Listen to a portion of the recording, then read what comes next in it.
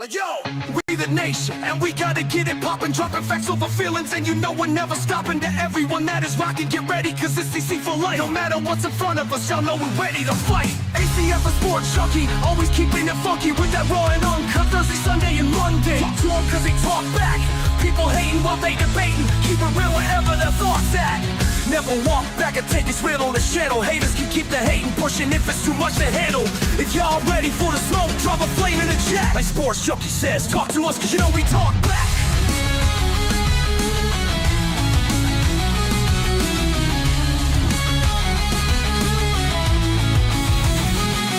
We the nation, and we gotta get it poppin', dropping facts over feelings, and you know we're never stopping. To everyone that is rockin', get ready, cause it's DC for life. No matter what's in front of us, y'all know we're ready to fight. ACF a sports junkie, always keeping it funky with that raw and uncut Thursday, Sunday, and Monday. Talk to them cause they talk back, people hating while they debating, keep it real wherever the thoughts at. Never walk back and take, it's real on this channel. Haters can keep the hating pushing, it's too much to handle. If y'all ready for the smoke, drop a flame in the chat. Like Sports Junkie says, talk to us cause you know we talk back.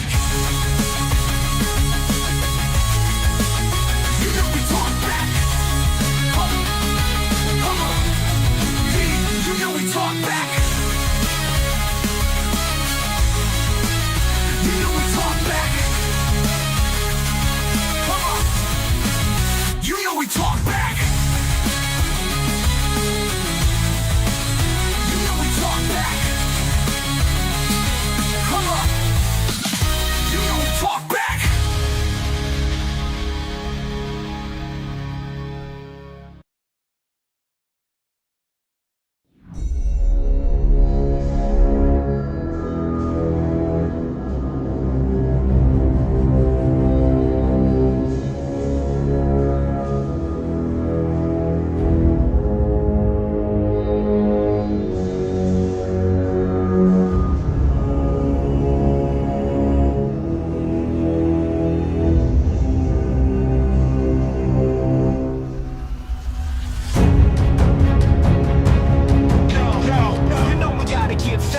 Feeling angry Cowboys fan and sports junkie straight chillin'. If you want that raw and uncut with them Cowboys facts, put your comment in the chat cause you know we'll talk back. Leave the hating at the door and just chill with the vibe. And if you with it, hit the like button and subscribe. If facts over feeling, this is how it's designed. So buckle up everybody and enjoy the ride.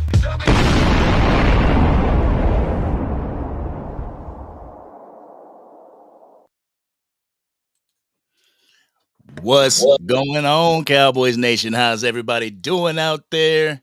You know, it's your guys, the Facts Over Feelings podcast with your men, Sports Junkie and the Angry Cowboys fan. And we have a wonderful guest up here. If you read the description, he needs no introduction. This man is the voice of the trenches. He is the voice of the trenches. What's going on, Lou? How you doing from Lou's Take? What's good? What's good? What's good, chat? What's good, Sports Junkie? Respect.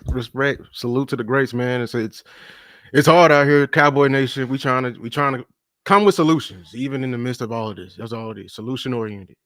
Yes, sir. Yes, sir. Everybody is solution based in this chat and on this live. What's going on with your Sports Junkie? How you doing? Same old. Ready to get to it, bro. A lot to talk about. Some good, some positive, some not so good, some negative. You know what I mean? We're gonna get to it.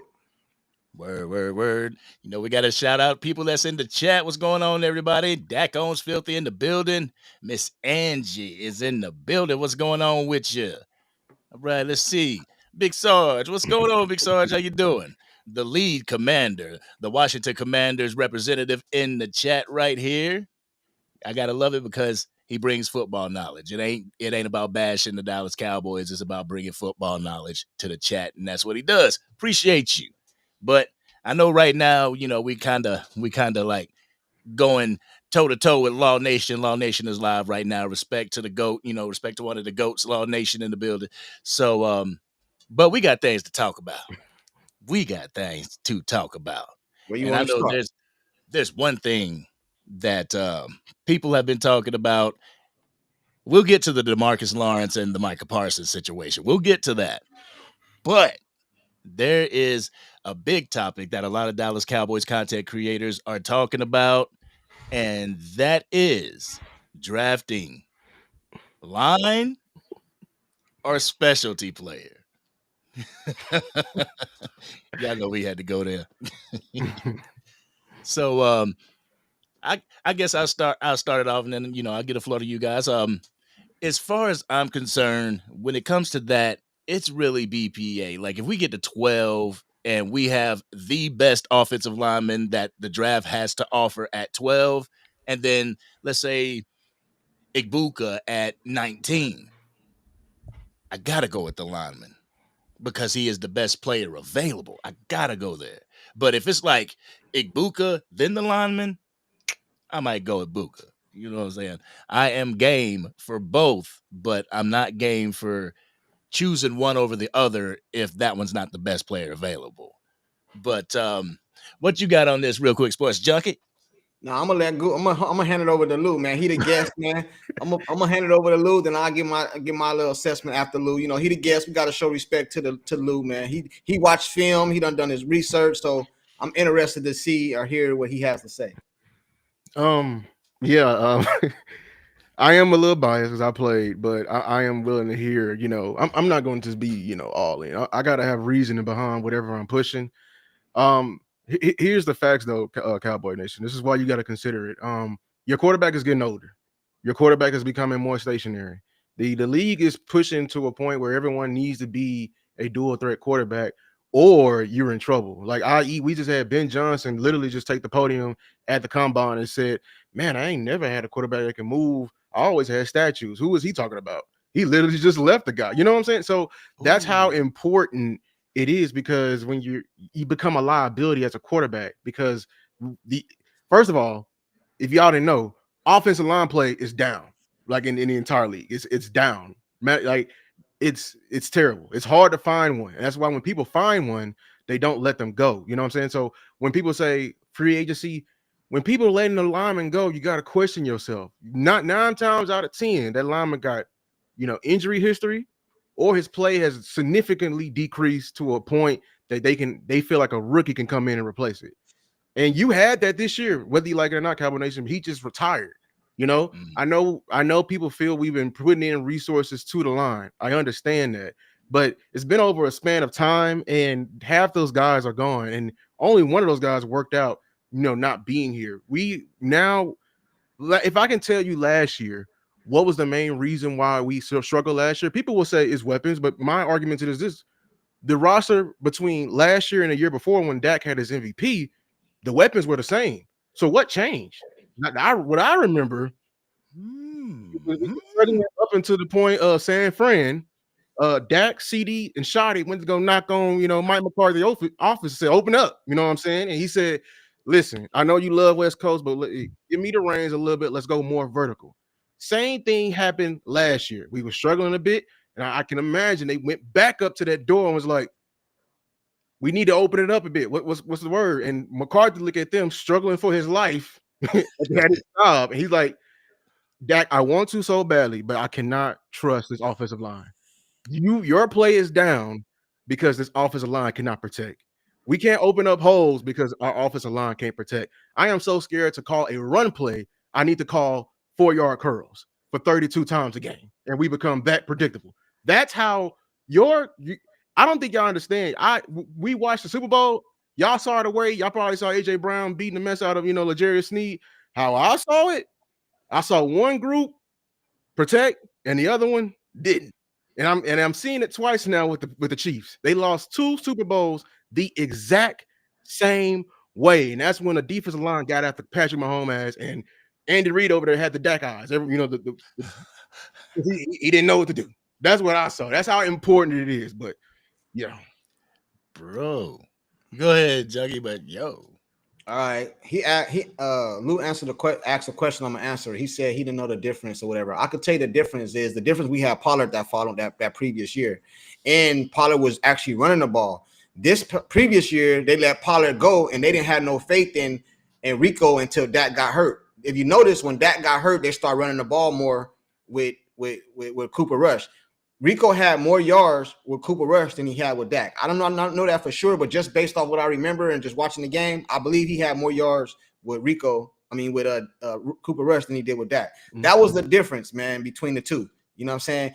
That is one of the most efficient quarterbacks when he can come out to play action. You know what I mean? So I personally don't believe we go offensive line because I don't believe you need the best offensive line in the league to go compete or win Super Bowls. You know what I'm saying? I think you got to just be level, keep it even keel. You know what I'm saying? And if you having trouble on one side of the ball on the offensive line, you can always put a tight end in the back. You can leave a running back in the back. You know what I mean? You can chip. It's a lot of things you can do to help your offensive line. Ain't nothing you can do if you only got CeeDee Lamb and they over there blanking. Ain't nothing you can do.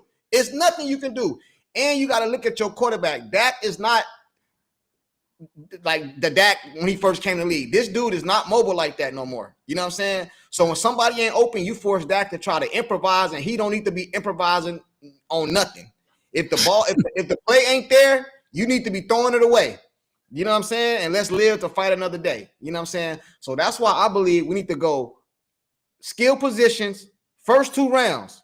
First two rounds. I don't think we should be looking at no offensive lineman. The 90s, I heard Henny say this.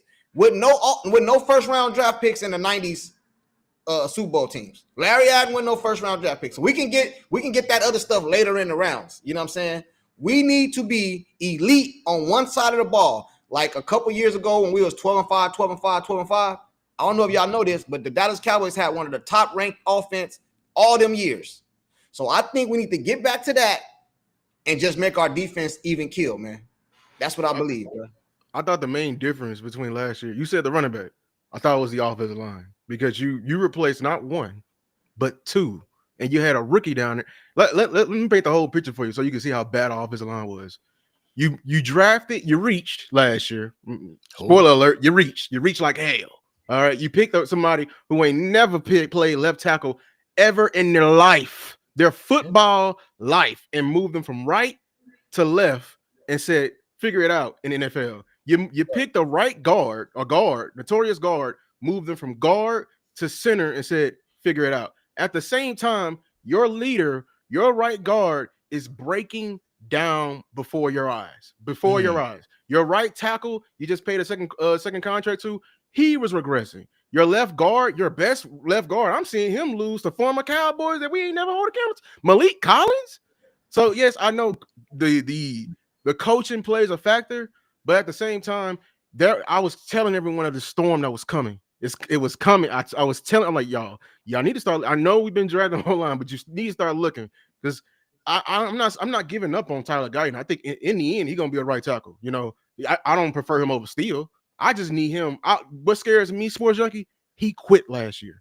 He quit. Like he was getting whooped that bad. Reports were saying, "Oh, he's immature." Y'all know football. You know when you going through it week to week to week, you going against Myles Garrett, T.J. Watt, all of them, and you getting holding penalties. Everybody looking at you like, and Cowboy fans are looking at you like, it got to the rookie.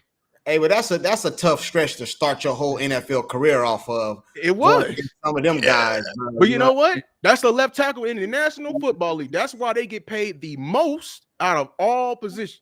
That you are the enforcer because you go against dogs every week. You the blind side. They're gonna come for you, then they're gonna come for the center. Hey, Lou. Oh, go ahead, bro. My bad. Go ahead. Oh no, I'm saying like then they gonna come for the center. You know what I'm saying? Like so, I'm not saying replace him now. If you could, yay. You know, I think he just need to sit back a little bit and let him cook. Just let him cook behind Terrence Steele in a perfect world. You know, in a perfect world, because that was a lot for the rookie. Your right tackle, I give him 2 years. You're good. But now when people, here's where I have a problem, Sports Junkie, because I'm gonna be honest with y'all, we only patchwork one position group in this entire Cowboys roster. The only time we'll patchwork is the offensive line. If we let y'all have y'all way, we would never had Tyron. We would never had Zach Martin. We would never had Travis Frederick, because I remember the spirit when we had them picks. Everybody was like, "Who?" My old mama was like, "Who?" Who? Yeah, it was a boring pick, but you picked 3 gold jackets. You know, you picked 3 gold jackets in a crucial time. If you let Jerry had his way, we would have been in Johnny Manziel. Come on now. So I understand. The problem is not the pick. The problem is the management up top, because we've seen this a mile away. How long we've been crying for weapons? We were crying for weapons last year, even after Dak's MVP season. We've been crying for weapons. We were crying for weapons when you paid Michael Gallup fresh off an injury. Like you paid him fresh off an injury. You know what I'm saying? We were crying for we've been crying for a running back since the decline of Zeke. I never believed in Pollard as the sole back. He was always thunder. You know what I'm saying? So this mismanagement is all it's all, it's a big storm, and here we are. And now when somebody like, I want an offensive lineman, you like, I want a running back, I want a receiver. We all right. You know what I'm saying? But when it comes to that 12th pick, we're picking too high to be picking for need. Too high. We need to be taking, because here's the thing, all Cowboy Nation, all your players were needs. All your jerseys you got in your closet, none of them were needs. You didn't need Dak, you didn't need Zeke, you didn't need CD, you didn't need Micah. They fell to your lap because you didn't go in there hungry. You ate before you went to the store. Yeah, damn. But what's go ahead. Y'all breaking it down. Keep going. Yeah, y'all breaking it down.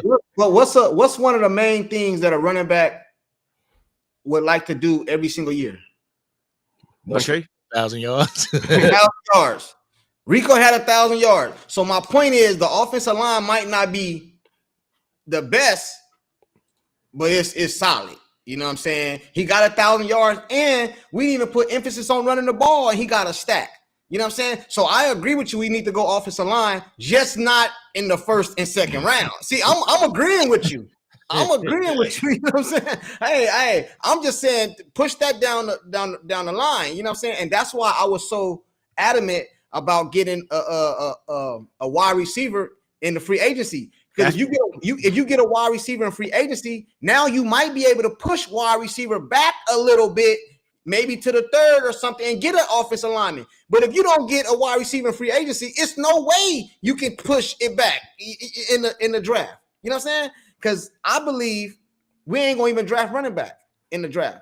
The moment they signed is it Sanders? The moment they signed him, that scared me, bro. That scared me. I said, Jerry, this is what Jerry gonna go. This is it.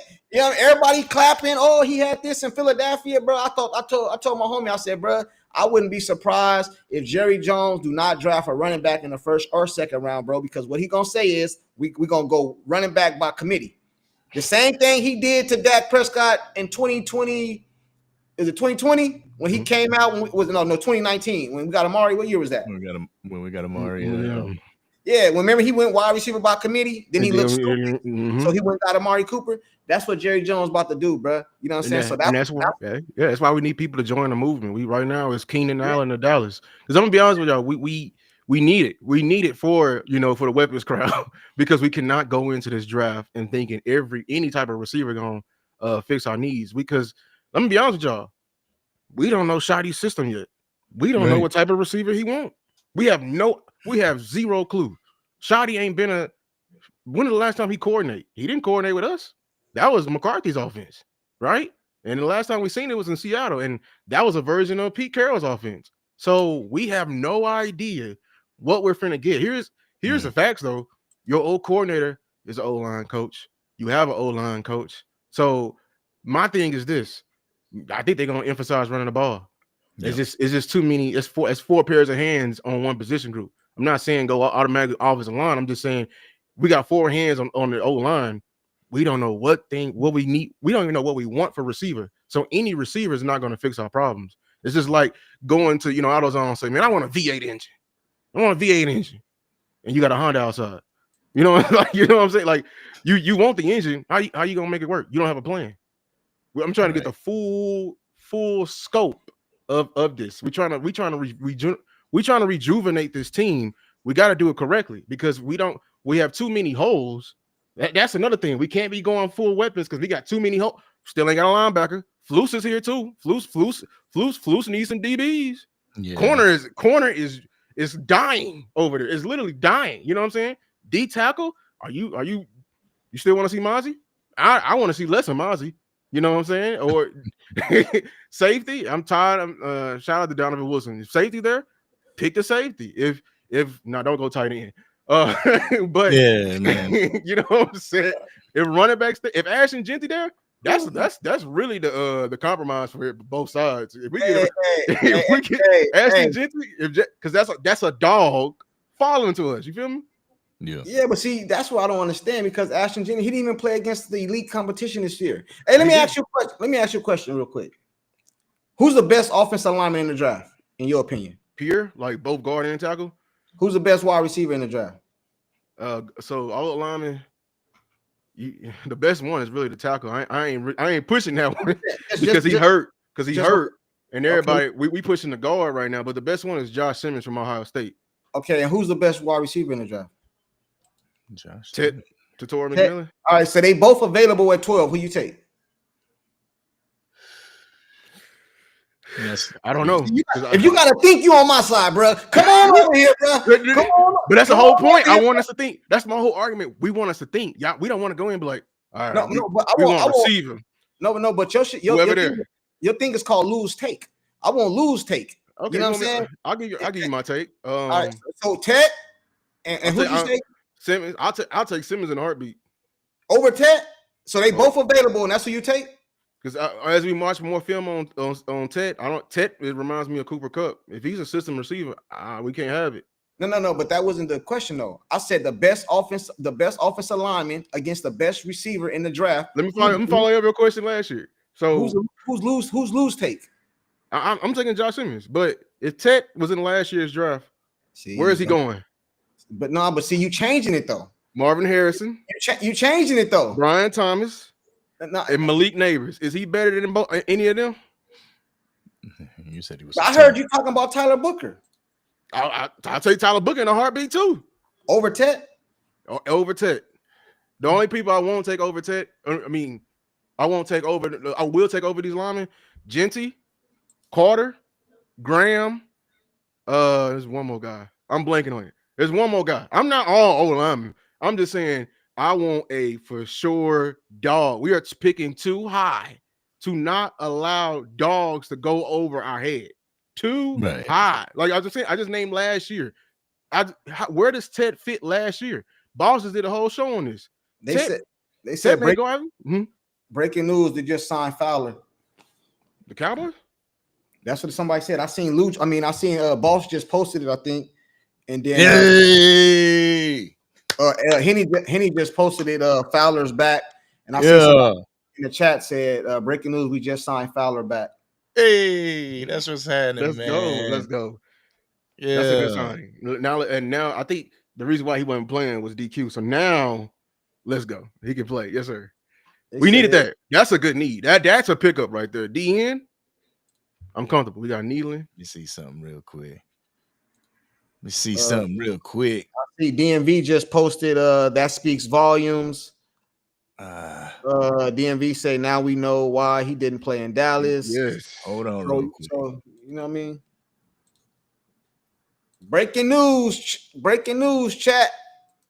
Trying to get the 10 sacks last year. 10 sacks. All right, hey, chat. Y'all see how Lou skipped it to Lou right about that question. You know what I'm saying? No. Answer the question. Yeah, who better? Hey, Lou. Hey, I know y'all know who skipped to my Lou is. Hey, Lou's take just skipped to my Lou right about that question.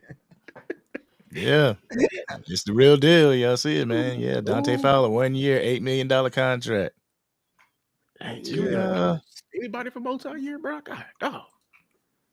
That's what Dallas do, man. These 1 year contracts. 1 year contract. And then what happened if they go out there and ball out? They put them in a position to have to pay them. This is how Dallas do, bro.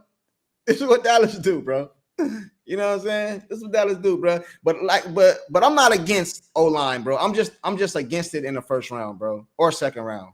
You know what I mean? Why we got to put a round to it? Why we got to put a round to it? We got to let the draft flow. Because that's what the argument. Well, not the argument. That's what the confusion was. Where to draft offensive linemen?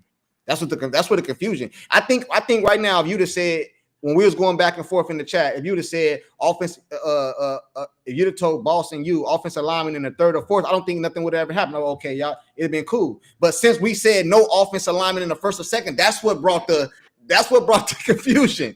You know what I'm saying? I'm with Henny, man. Oh, but hear about this. So sports like this is why I go hard at Henny, because Henny's like, we can replace him with Hoffman. Hoffman just lost his position at his primary position.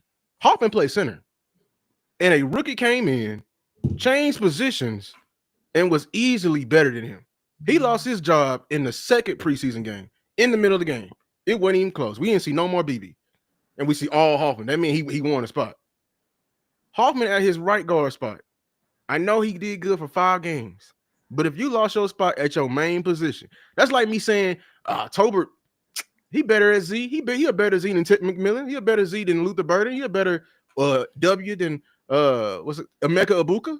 You know what I'm saying? How can I say that? How can I say that? You can upgrade. Just because he's here, he's been working and he's been showing up every day, doesn't mean a damn thing. This is the NFL. If this was college, you gotta fight and claw for your spot. That Vosh just said this yesterday. That is the entire theme of the Eagles. They gonna draft the best no matter who. If they found a better receiver than AJ Brown right now, they're gonna be looking like AJ Brown, like, you want to stay here? Fight and claw. Fight and claw. No one's comfortable. Just because I'm paying you $255 million don't mean you don't need to get up earlier than come to the gym and work and put your head down. Because somebody's coming for your tail. Competition is what we need. They did the same thing with Wentz. Get up out of here. Get up out of here. They're not afraid. We're afraid. That's the whole problem with the Cowboys. We're afraid. We don't move. We like to validate our mistakes. For what? Hey, you Angry, you got a question in there, Angry. League commander. He said, Angry, Fowler is terrible against the run. I watched it with my own eyes this past season. He can rush the passer, as you know. And that's what our problem is, run. And our best run stopper was D-Law. Oh, you want me? Oh, well, your defense, your run defense this year is going to be automatically better than it's ever been because Flus love to play base. So if he can teach them some things, I mean, you got to think where Fowler coming in. Fowler can come in and be DN, number 3, 4? Your other DN is Marshawn Nealon, by far. He's a great run stopper. We just asked him to come in second, third down, 10 sacks. That's what's, that's attractive to me because we didn't have, when Micah went down, we couldn't generate nothing. And Overshawn is out. You don't have 0 pass rushers on this team besides Osa. And he's an interior lineman. He ain't moving nobody, but Fowler, you appreciate that. Yeah. I appreciate Dante Fowler. I know there was a little bit of issue when he left the team for Washington last year, but ironed it out, come back with the team. Yeah, he struggled a little bit with the run, but that's definitely something you could fit that into a scheme and he could learn from it. You know what I'm saying? There's always room to improve and to get better. And hopefully with Eberflus's scheme, he can do so. You know what I'm saying? But just don't want to count him out right yet. Yeah, he's not going to be the starting DN. But yeah. So two of the 4 on the defensive line getting tossed up. I forgot about Sam Williams too, y'all. We forget about Sam Williams. So 2 of the 4 because Michael Parsons is going to be on the. He spend most of his time. Because I don't want them to rush Micah every down, bro. If you want to get your money based off defensive line, get your money based off defensive line, but play around all over the ball, bro. You know what I mean? Because you too small to be up off in there, bro. You know what I mean? And then I could be wrong. I ain't never really known an offensive coordinator going to a game and say we're gonna run at their best player. And that's what they do, especially San Francisco. They run right at him. You know what I'm saying? And this is the crazy part. Hey, shout out to Landlord, man. I think Landlord said this yesterday. Shout out to Landlord. He hit the nail on the coffin. He said, bro, who has been the Dallas Cowboys Achilles heel? The San Francisco 49ers. They done this year. So right now is the time to go in, bro. You know what I mean? Put all your rocks in the truck, man, and just smash out. You know what I'm saying? And smash out, bro. They probably not gonna be good this year, but I guarantee you they'll be. If we go the way we going, they'll be better than us next. Not this coming season, but the next season. If Dallas keep doing this dumb shit, you know what I'm saying? Flat out, bro. Flat out, man. Hey, I got a super chat in there. So super chat in there from B Bird. Shout out to B Bird, man. Salute to you. The Joneses are afraid to look bad in free agency.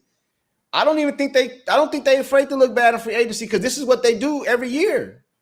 You know what I mean? So you can't be looking bad because they don't care. They come out and tell you. Steven say selective aggressive. Jerry follow it up with, I don't see no holes we can fill in free agency, or something to that nature. So I don't think they're embarrassed, man. Like I think they run this team too much like a business. They view the Cowboys as a factory. You know, they view all this production as production in a factory. You know, you can replace it with a robot. You can replace it with the next body. You know, that's how they view it. That's why I always say they don't know football. I don't care if they did play at Arkansas. I really do not care because they do not know football if you view that in that way. So when they come in, they just see we got a need at running back, right? And we're not going to offer nobody no contract because we ain't gonna offer them no contract because all the people we want know their worth. Like think about the jobs. If you looking for a job and a job knows your worth, or you going and you know your worth to the job, you have some type of leverage in the job, so you know when you're being effed over. That's the whole. If you're going in conniving, sneaky, and all that, you know what victims to attack. You're smart enough to do that. So that's what the Cowboys do. They automatically go for bottom of the barrel who needs a up and coming year. They love the former first because the first round picks, they had all these expectations and they failed. And this is their second time and their last time to prove that they belong in the league. So they love taking advantage of that. So they run this team too much like a factory. Hey, Angie, before you go, can I say something real quick? Hey, chat, hit that like button because I know y'all here for that controversy. We know what it is. We know what it is. We're gonna get to it. But y'all go ahead and hit that like button because we're gonna have some interesting takes on this D-Law, Micah Parsons. You know what I mean? Go ahead and hit that like button. If you ain't subscribed to Lou, go check out Lou's takes. You know what I mean? Everybody know Angry already. Hit that like button, man. So we're gonna get to that in a minute. Right before we're gonna finish this up soon. You know what I mean? Y'all know we're gonna put the link in the chat. You know, y'all know we do that, right?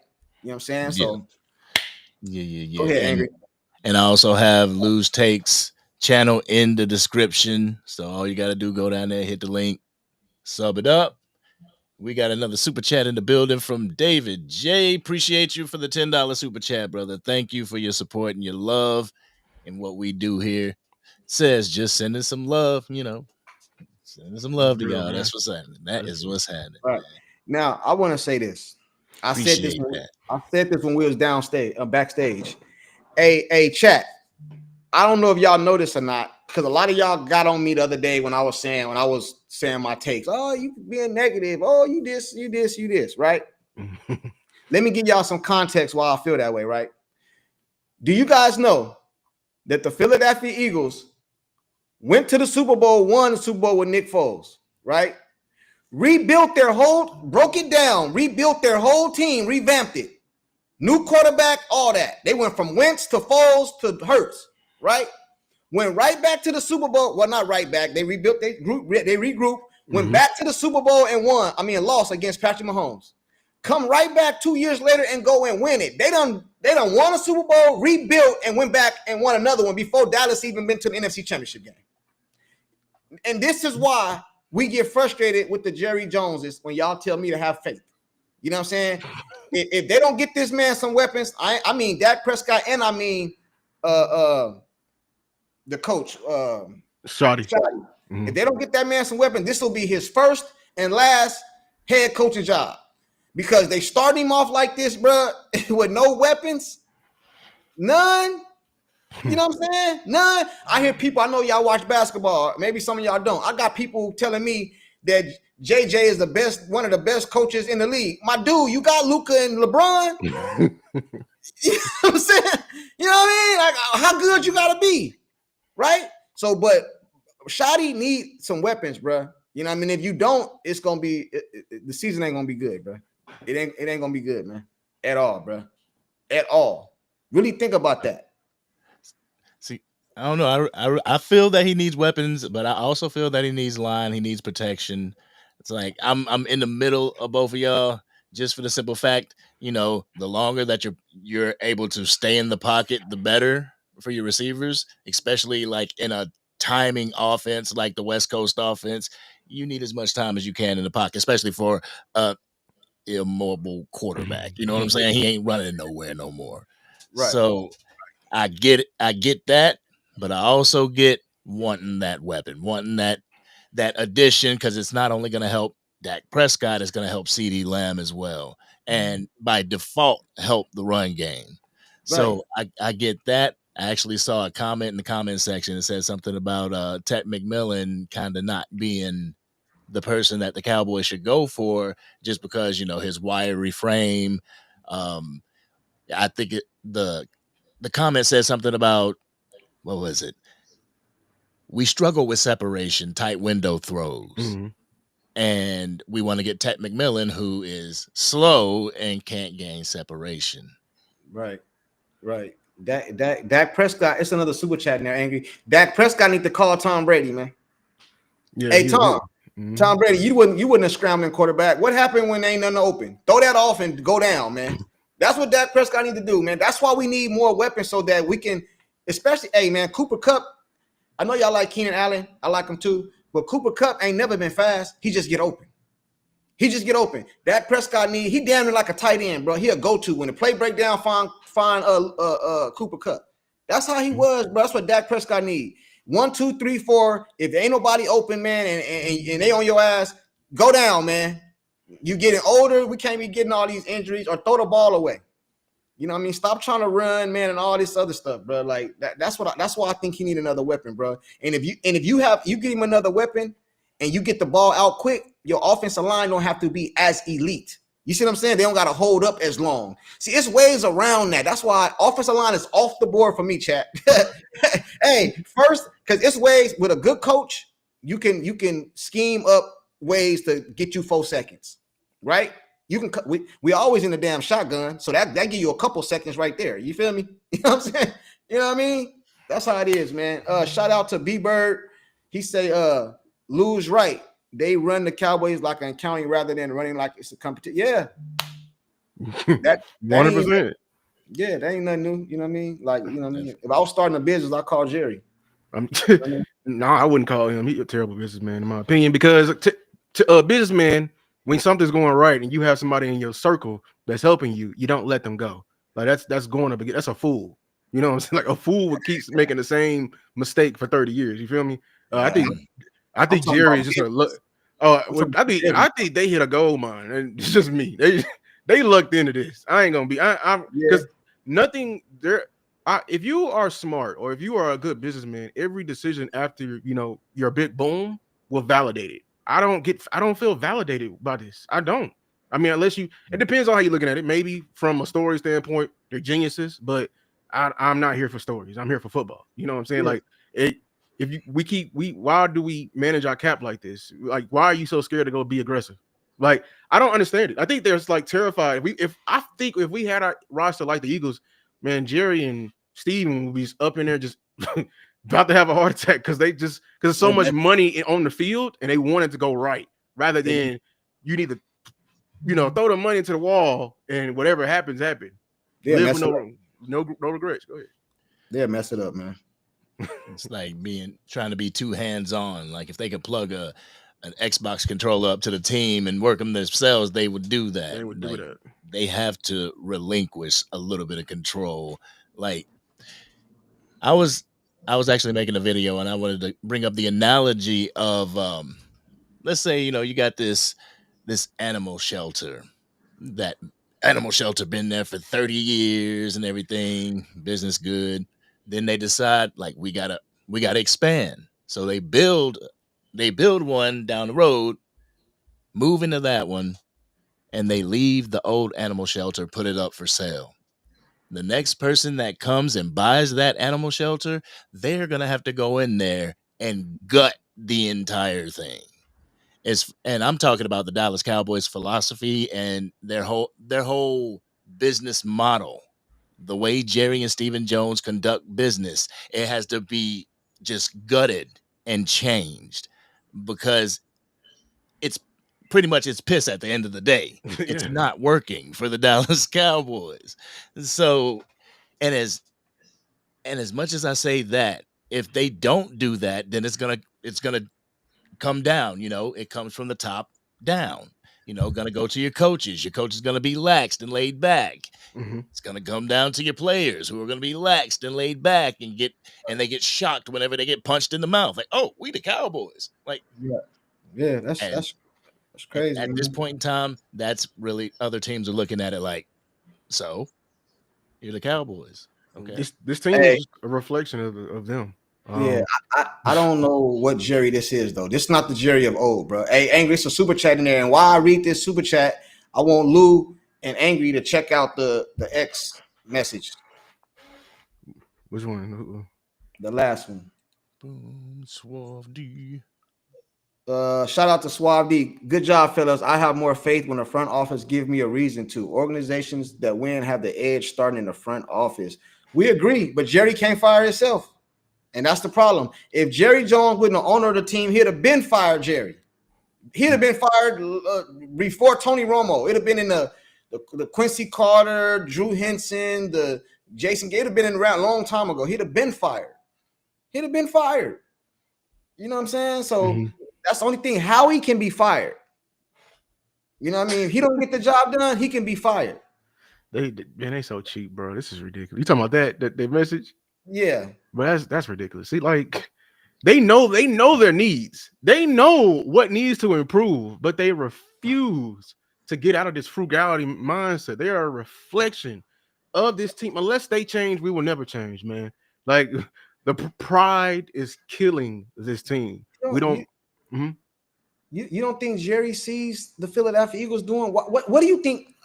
This is a real question too. I really want to answer, man. Like your opinion. I know you don't know the answer, but I just want to get your take on it. What do you think goes through Jerry's head when he see the Philadelphia Eagles over here making all these moves, going to the Super Bowl year after year after year, whether they lose or win? You know what I mean? What do you think goes through his mind? Do he really think we're good enough to compete? Like what do you think it is with him? Or is he just like he probably see that team and then he just seen the ticket of that team. He don't even care about the faces he's just seeing how much it costs. You know, it's that person that be, you know, somebody that buy you a gift and always remind you how much it costs. Like, damn, don't give it to me then. Like, if you're gonna continue to remind me, like, dog, it's hurting you that bad. Let's take it all back then, because you just can't get out of you can't come from a humble mindset of like, bro, the ticket is still in the back of your mind, the front. That's all you think about. That's probably what he see. Yeah, but then he get on TV and say, "I'm surprised we ain't there." You know what I mean? Like after the Super Bowl, Jerry just be talking, bro. I'm convinced. I'm convinced this dude just be talking, man. You know that's why. Don't listen to Jerry. Don't listen to Steven and Will McClay. That's who's running the team, y'all. Nah, man. We've had this discussion all the time, and I'm still gonna tell you, Jerry running. Jerry proxies. He sent a proxy. He'll proxy in, and he'll come in like the fourth round picks. That's Jerry. Jerry still can come in and can do the goofiness. That's goofiness right there. That's him proxying in. But as far as day to day, everything else, I think they be having their own conversation because like you think Mike McCarthy is the epitome of it. I think Jerry wanted McCarthy back. Steven didn't. You know what I'm saying? And they wanted him back, but McCarthy left. That's what I'm talking about. And Steven's like he was glad, and immediately. You know, of course, Jerry they're gonna bring in these, you know, the coaching candidates, and Steven probably wanted Shotty this entire time. Yeah, but Jerry said you don't know to check our right to win a Super Bowl. That's what he said. He lied. Like Jerry said he was going all in too. Yeah, Jerry is a walking soap opera. That's all he also said, like I think Boss brought it up like how he runs his team like a soap opera. He didn't put Jimmy Johnson in the ring of honor out of, you know, finally bringing in a friend. He did it because we were becoming irrelevant. And he's a spike. He's full blown TV now. That's Jerry. As long as he's being seen, being mentioned in the paper, that and the money and the brand is still circulating, that's all he care about. He ain't gonna write no check. He say that so we can watch and be like, okay. He sells hope. You know how they say like brands sell something, like McDonald's sell happiness. Jerry sells hope, false hope. What was the point of opening up all the cap with the restructure of the contracts? Man, I think they just signed everybody back. They're Then why signing not everyone. if you're gonna do that, why not keep J. Lou? Just pay him. Because you didn't want to pay him. That's the thing. Yeah. You misevaluated his. You didn't think he was worth that much, and and he went out and he was like, "Oh, he signed. He was worth that much." Yeah, because the Jerry thinks they're smarter than the entire league. They think they had the whole game figured out. These are what's the word? Start at the end. You know what I'm saying? Like these them type narcissists. They think they got it all. They think this world. They're self-righteous. They think that their word is law. They what's the name be playing that video? Skywalker Steel, how he be looking over the people. He think we all his subjects, man. That you gotta think that this they have when the ideas in your mind is powerful. You'll believe it. You know what I'm saying? And so that's what it is. He didn't want Rico was like, I want 6. And they looked at him like, huh? 6. Like 6. Who want 2? And then Jerry looked at Steve. Who want 2? Oh, Javonte Williams did just call us. He called us. That's why they took Cooper Rush out. They ain't paying you. We ain't gonna put you in the game to get the rest of that money. Nah, think about how Sports Junkie. Think about how like conniving of a person you would be. This man already making pennies on the dollar, and you took half his penny by not playing the last game, and then gonna lie to our face on national television like 250,000. I don't know about that. You signed a contract. you mean you frugal as hell? You know, frugal people watch what's his name? Terry Crews from Everybody Hates Chris. Yeah. Remember he went to the what's the name? That's 62 cents worth of eggs in that refrigerator. You know what I'm saying? Like that's Jerry. He know the numbers like the back of his head. I don't care if he do get Alzheimer's or dementia. That's when it because my papa had it. Man, when you know them numbers or something that's been driving you your entire life, you will never forget it. So don't believe him. But they be knowing it because remember that during the game, not this past season, but the season before that, remember CeeDee Lamb needed he needed like one more catch or something like that, or something like. You can look at other teams, but these other teams be knowing to remember the Saints. That's why I got all the respect for Jameis Winston, and I think Jamal Williams. Yeah. He did that one time. That one time. Yeah, that bit. I'm like, yeah, get his money. Yeah. Get his money. And I don't know why they be fronting anyway. The cap don't belong to the owners. This is money you get from the NFL. The NFL say, hey, we got all this money from the TV deal. Boom, spend it on product. You know what I'm saying? And this is your budget. Why are you frugal with money that ain't yours? That should tell you everything about how they roll to begin with. They are worried. Billionaires worried about thousands, I'll say thousandaires. How much thousandaires is getting paid? Thousandaires. Thousandaires a million. They worry that much. That's crazy, bro. I said that yesterday too. We got the $5 super chat. Yo, Dwayne Brown, appreciate you. Appreciate your support and what we do here is, it's DC for life. Says, realize the Cowboys is in a marketing business. They conduct business that way to save money and not spend money. They love their rookies, man. When Dak and CD hit, when Micah hit, we paying them five pennies on the dollar, and they some stars. The ROI, bank. The moment they start crying for money, they ain't crying. They getting the money they deserve. Oh my, we in a unique situation here. We got to pay our quarterback, our DT. Everybody got to pay their people. Don't generalize it. Don't cry. We don't make excuses. You wanted the great players, bro. What you crying for? You forgot the pie. You forgot the pie. I got to pitch it. Option quarterback. I don't know if I want to do it. Shut up. Hey, Jerry come out with the pie. It's only so much pie. To get it go around. The slice. Like, bro, that option quarterback stuff. Every time he said it, my eyes would roll out of my head. Like, yo, shut up. And if y'all don't know about the cap, bro, the cap is just view it how you paying rent, bro. Like, it's a fixed amount. You know what you owe, right? You can you can set out. All that matters is this year, the cap hit. Everybody number they sign, that's not their cap hit. So there's other things to take account. How the Eagles been doing it, because Jalen Hurts is on a similar contract as Dak Prescott. What they do, they'll sign them to the money, right? And then, because I didn't know this, but when you sign an extension, you're still in the previous contract numbers. So if you was a rookie quarterback this year, This year, yeah, you signed an extension for $50 million, but you don't get $50 million until next year. You're still getting your $1 million from this year. So that's why when they'll push it again, they'll push it again, and they'll keep pushing it.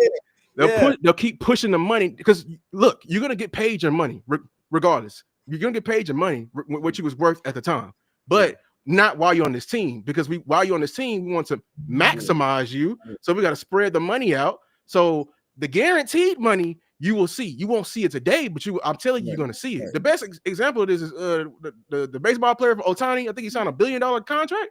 He only, like what, 9 years? He only getting paid $1 million a year. But guess what? As soon as he retire, that million go up about what, 250. But what they also do too is that's why a lot of people say, well, Dak making 40 and 50 and 60 million dollars a season. That's really not true. Dak be making like 12 and 19, shit like that. What happens is they give him a signing bonus. They give him a lot up front. You know what I'm saying? So it when you look at it and you break it down, yeah, it's that over a period of time. You know what I mean? But they relish in the truth. So, but if you win it, it's an excuse. If you win it don't matter. If you win it don't matter. See, Philadelphia just won the Super Bowl. They don't care. They got to pay him down the line. They got what they wanted out of him. So as soon as he gone, it don't matter. We won a Super Bowl with it. You know what I'm saying? I will eat $90 million in cap. I will have pennies on the dollar. I will have Cooper Rush as my quarterback in 2030 if I have 2 Super Bowls. Romo was sitting on the sideline getting paid. Yeah. You know how much pride that the Eagles don't have? You know, in the Super Bowl, there was somebody on the bench. No, there was somebody who wasn't even on an active roster making $30 million. That would never happen in Dallas. Hell no. Damn. Because if you can't play, I don't care how much money you pay you. Sit your ass down. Point blank. Sit your ass down. Right. I don't care. I don't really. We're in the business to win, and we'll get you out of here the next year. And then after he pay you, he disrespects you. You know what I'm saying? Z cool. You know what I mean? Mm-hmm. Then he came out with the shirt. Then he told Dak, ain't nobody ever took me to the cleaners like you. And he'll pay you and then humiliate you on TV. Hey, Jerry is crazy. I bet when Jerry was younger, bro, Jerry was probably like, he was. That's why I said, bro, Jones is just some big ass kids, bro. We just hear reports when we was hiring a coach. Oh, they can't agree. What you mean you can't agree? What do you mean? What are we bickering for? I can only imagine, man. We run this team like a family-owned diner, bro. Like, we don't care if little nephew Johnny back there burning the fries. It's little nephew Johnny. You know what I'm saying? Like, we're not gonna pay a real chef because real chefs cost money. Right. Man. Yeah, so it's like a marketing business, Dwayne. It's like a marketing business, but I think it's also like draft, develop, get these players almost into their prime where they're just knocking on the door of their prime and get rid of them. Like right. But you have to. I could be wrong, but I don't know no Super Bowl champion as of late that didn't attack free agency draft. You know what I mean? And I don't know none, bro. If you look at the previous Super Bowls, none of them was drafting the developed guys. Mm-hmm. Like Jalen Hurts was drafted by the Eagles, but AJ Brown wasn't. You know what I'm saying? Saquon Brown wasn't. I think if we'd have got Saquon Barkley, you know what I'm saying, we would have probably had a better. Think about the impact he did. You know what I'm saying? Listen, a lot of people give Jalen Hurts the credit for the Super Bowl. The quarterback gets the most credit. I agree. I'm not taking nothing from him, bro. But they went into the Kansas City Chiefs went into that game to stop Saquon Barkley.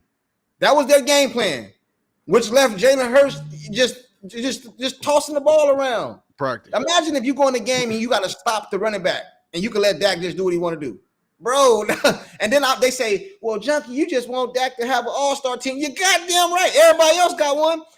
Henny put out a list yesterday. I think it was Henny or Landlord. It gave you all the combination receivers in the league. Bro, did you see that list? Yeah.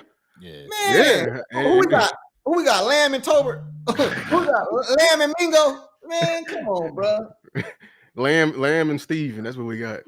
Come on, bro. You know what I'm saying? Hey, man, y'all ready to get into the meat and potatoes, or y'all still want to keep it going? I want to thank my super chatter, Dwayne. Thank you again for the super chat. And I got somebody that wants to join us. This is also crazy. Who also is a Dallas Cowboy aficionado. Who knows the shit. Let's That's go ahead and bring him crazy. on. B Big time. Bird in the Ooh, house. B-Bird. What's B-Bird. up, B Bird? Hey, what's up, fellas? What's up, Lou? was good? Hey man, one thing we got to watch out for that nobody's talking about. I wanted to get y'all take on this. Is what they're doing now, man. Is teams are allowing private equity firms to buy 10% to get their cash flow up so they can sign players. I don't see Jerry selling any of the teams, so I think what that's going to do is we already don't use free agency, and now they got another avenue. Actually, other teams to try to get ahead, and you know these GMs, these owners are competitive out there. I think we're going to be falling farther behind, to be totally honest with you, man. I don't know if y'all even saw that. No, I didn't. I didn't see that. Yeah, I did. Because I was we saw this like a couple of weeks ago, right? And I was like, wow, yeah, Jerry will never do this, but it's because the team is already split up. I think it's like 51% is to Jerry and 49 is to his kids, right? And he wants to maintain. Yeah, good. He wants to maintain majority so he can have majority say. So at the end of the day, all of this comes back to pride. I think the Niners sold some of their share, right? The Eagles been sold, and so because now it's more voice. When you do that, it's more voices coming in and have a say, like when it's time for the board meeting. And I think Jerry doesn't want that because all Jerry sees is when he first bought this team and they told him it wasn't gonna be ish. And it did, and it ended up being ish. He looking like nobody can run this ish like me. You know what I'm saying? So My credit card bounced and all that. If y'all remember when, but listen, everybody know how I feel about Jerry Jones. But in Jerry Jones' defense, how Jerry Jones was what made me like Jerry Jones back in the day. The NFL say Nike, Jerry say Reebok. The NFL said we're gonna put all the revenue in one pile. Jerry say, well, why would I put my revenue in a pile with y'all? Y'all don't make no money. Why would I put everything in the, you know what I mean? That's what made me like Jerry Jones. He went against the grain. And then he even fought against the NFL, taking the court and all this type of stuff.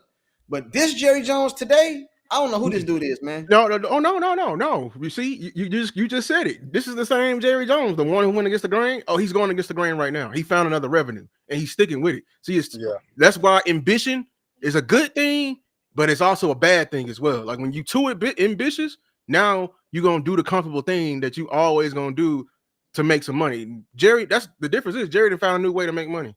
That's what it is. You don't think Jerry want to win? No. Like really though. No. Like really though. Because winning costs. He wants to win his way. Like his he way. Wants to get. He's man. That's that guy, man. That grew up, that got picked on in school, and now he wants to really show when he goes back to the reunion that he's changed.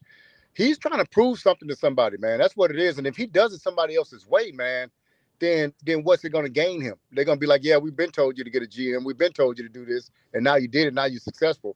Man, he wants that big old I told you so moment. And he's living for that, man. And that's been 30 years. He hadn't got it yet. And he's still fighting for it. That's just what it is. But when you win the Super Bowl, they hand a trophy to the owner. No, see the thing that the report say, and I saw it when they were in there and they were celebrating the Super Bowl. Everybody went to Jimmy, and Jerry was in that corner like, and literally he came the next year, word for word. He's like, so here's your contract, but I'm handling the GM stuff because it looked fun. He literally said because it looked fun. Well, he wanted the credit. Look fun. Hey, remember when him and Barry won it? Barry looked at him and said, "We did it our way, baby."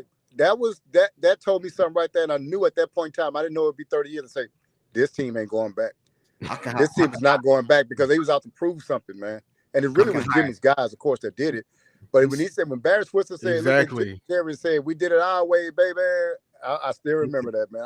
He said I can hire 30 coaches to coach this team. He said, yeah, man. Hey, man. Luke, I want to say one thing, Luke. It's not too many people. You said something, man. It's one of the reasons I call, because when I say these things, people look at me and like, no way. I've often said that Jerry is not the businessman that people think he is, and everybody's get on me about look what he did to the Cowboys. They was in. Let me tell you something, man. If McDonald's goes down and they stop making money, but then somebody go grab them and bring them back up to make money, hey, they was always McDonald's. It's not like you went and got the Jacksonville Jaguars and made them America's team or something like that. The Cowboys have always been America's team. Look, I'm in my 50s. And so what they used to say when they used to try to figure out who's going to be on prime time, who's going to be the main game, they'd be like, hey, man, if there's any kind of debate, hey, I always go with the Cowboys because they've always been box office, man. And so now Jerry, what he's done is marketed them better than anybody else. And so that's what he's done. I don't really see him. He has not got the Carolina Panthers and made them into the Dallas Cowboys. He took the Dallas Cowboys and made them into the Dallas Cowboys. But So hold on, I I gotta don't give that much credit on as far as businessman. I gotta push back a little bit though, because I maybe agree with you with the businessman part, but Jerry is the one that started this Thanksgiving Day. Listen, a lot of this prestige. sorry, of what? Some of You know how they the game, the game. yeah, the you know how the yeah. Cowboys play every Thanksgiving. That was No, one of Jerry. that was before him. No. I don't think Jerry had a key role in that. Put the Dallas that Cowboys. was way before him. That was way No, before it him. was his wife. All right, man. Well, I heard a different story. It was a story Oh, on. no. Now, hey. Let me just say this real quick. Remember, I'm in the 50s. I was here before him. Cowboys have always played. There was them in Detroit. They volunteered to do this back in the I'm gonna find that 70s story or something like Because like it's a I ain't gonna say it, but we always play the same team. It's been tradition because of it's it was the story about his wife when they asked Jerry about that, and he said, "I forgot. I'm gonna find it though. I'm gonna send it to you." Lou. It was something about his wife or something like that. It wasn't him. It was his wife. Yeah, but anyway, it's a super chat in there. Dwayne Brown said, "Just showing support. Hey man, appreciate you, man. Thanks for the love and the support. Y'all hit that like button. We're gonna get ready to get into the meat and potatoes. I know that's what y'all waiting on. You know what I'm saying?" he said it was Go ahead. 1966. The that. Can Cowboys I say general one thing, and I'm manager. gonna let somebody else get up if y'all don't mind. you said 1956. All Go right, ahead. all right, brother. Thank you, B Hey, Bird, for Let your me say wisdom. one thing. if you don't mind. Say one more thing. So if you look at where Dallas is really aggressive at, they're aggressive in the draft. They're aggressive with undrafted free agents. They're aggressive with the USFL, and they're aggressive with Marshall free agents. Everything I name is cheap, man. Yes, Don't- Coach Marv told me about this. Y'all didn't notice there's a whole different market for undrafted free agents. Like you can get them back, and there's like a cap ceiling that you can pay them. Like you don't have to give them all the big money. Yes, you're right. And so what I think what the Cowboys get doing is similar to if you had a company and you say, hey man, we're ranked number 12 in the nation, as far as making money. Hey, we like where we are. We want to just keep it. We want to just maintain. When I said, and I said the chat, I said that they run like a business instead of a competition. A competition means that you're trying to be number one, and everybody else is trying to be number one. And so one thing I think that really hurts us, and I said this the other day, is just our structure. The owner and the GM does not work. The reason why it doesn't work is because the GM is all about getting players, and the owner is all about kind of holding the money. Yes. Well, if the owner and the GM is there and is really the owner being the GM, he's not going to want to spend money, man. See, the GM the thing about a GM is, hey, he stays in a gated community. He has kids in college he's paying for. His other kids are in private school. He got a lot of stuff to win for. He's motivated to get players. Why? Because I don't want to give up this lifestyle, man. Hey, I got to win. It's hard for a guy that can't get fired to go against a guy that is fighting to win to keep his job. It's just he can't do it. Jerry cannot do that job. And Lou, you said it. The structure of the Cowboys is going to keep us behind, man. And we've been behind for 30 years. I was telling somebody the other day. I said, man, if you put 16 balls of ping pong balls in like a little bingo thing, and you pulled them out, you would have had a better chance of going to the championship game that way. The only way you lower your chance, think about it. Randomly, you would be going every. Yeah, you'll be going every 8 years. Think about it. You're supposed to really go every 8 years if everybody's taking their turn. The teams that are ran better will go more. The teams that are ran worse will go less. And that's what we're doing right now, man. Jerry Jones is so bad that he's hurting our chances. Like you could go to Walmart and say, okay, I'm going down an aisle with GMs and just pull one off the wall and do better than Jerry Jones is doing, man. He's really killing us, man. So I just wanted to kind of come in, man, and say those things, man, and just I'll continue to listen to y'all, man. Y'all having a great show, and I appreciate y'all letting me on, man. Anytime, appreciate it, Big Bird. Thank you very much, bro.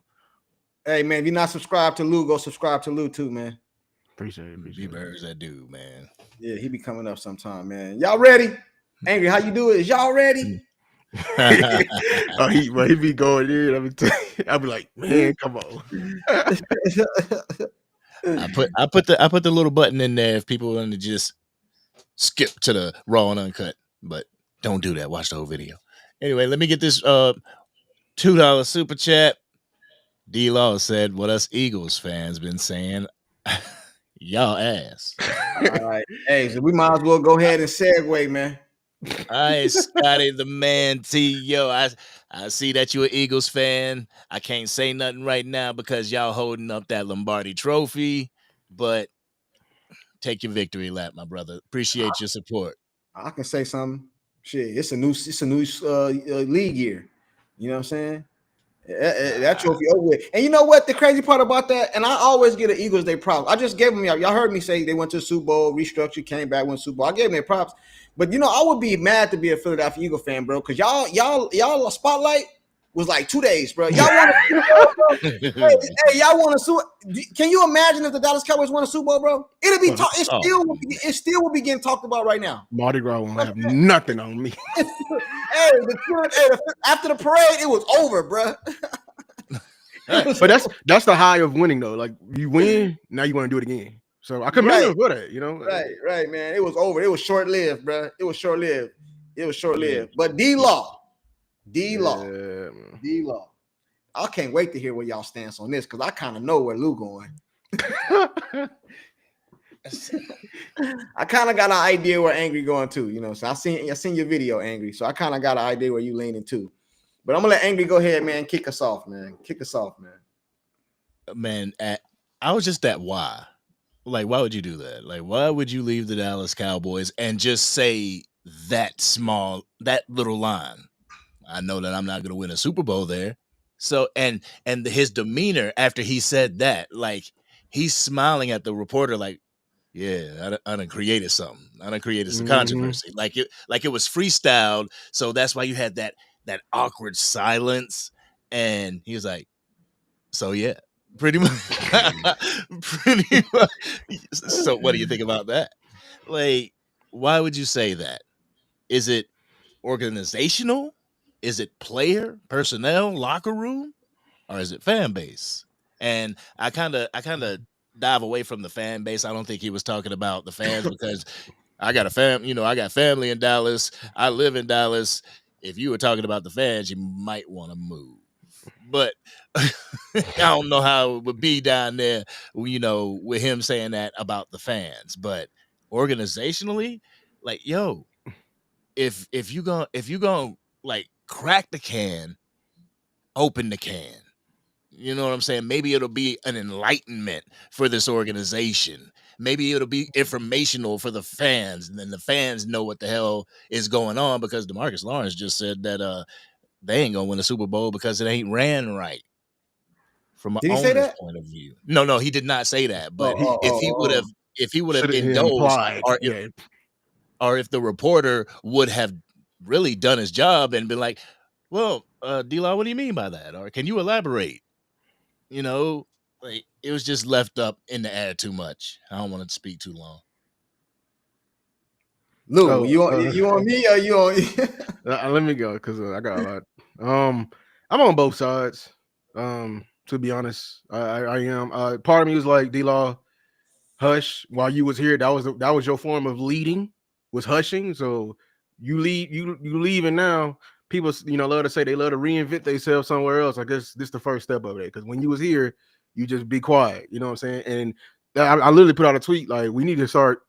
When D-Law was here, him and Mozzie ain't too different. I'm gonna be honest with you. Him and Mozzie ain't too different. They both, when Mozzie came in, what people got turned off of Mozzie was he said, I just love to hit people. You know what I'm saying? I don't like football. Kind of get that feeling from D-Law. And if you cared about winning, that ain't winning and just hitting people. It's a team sport. And I also feel that way.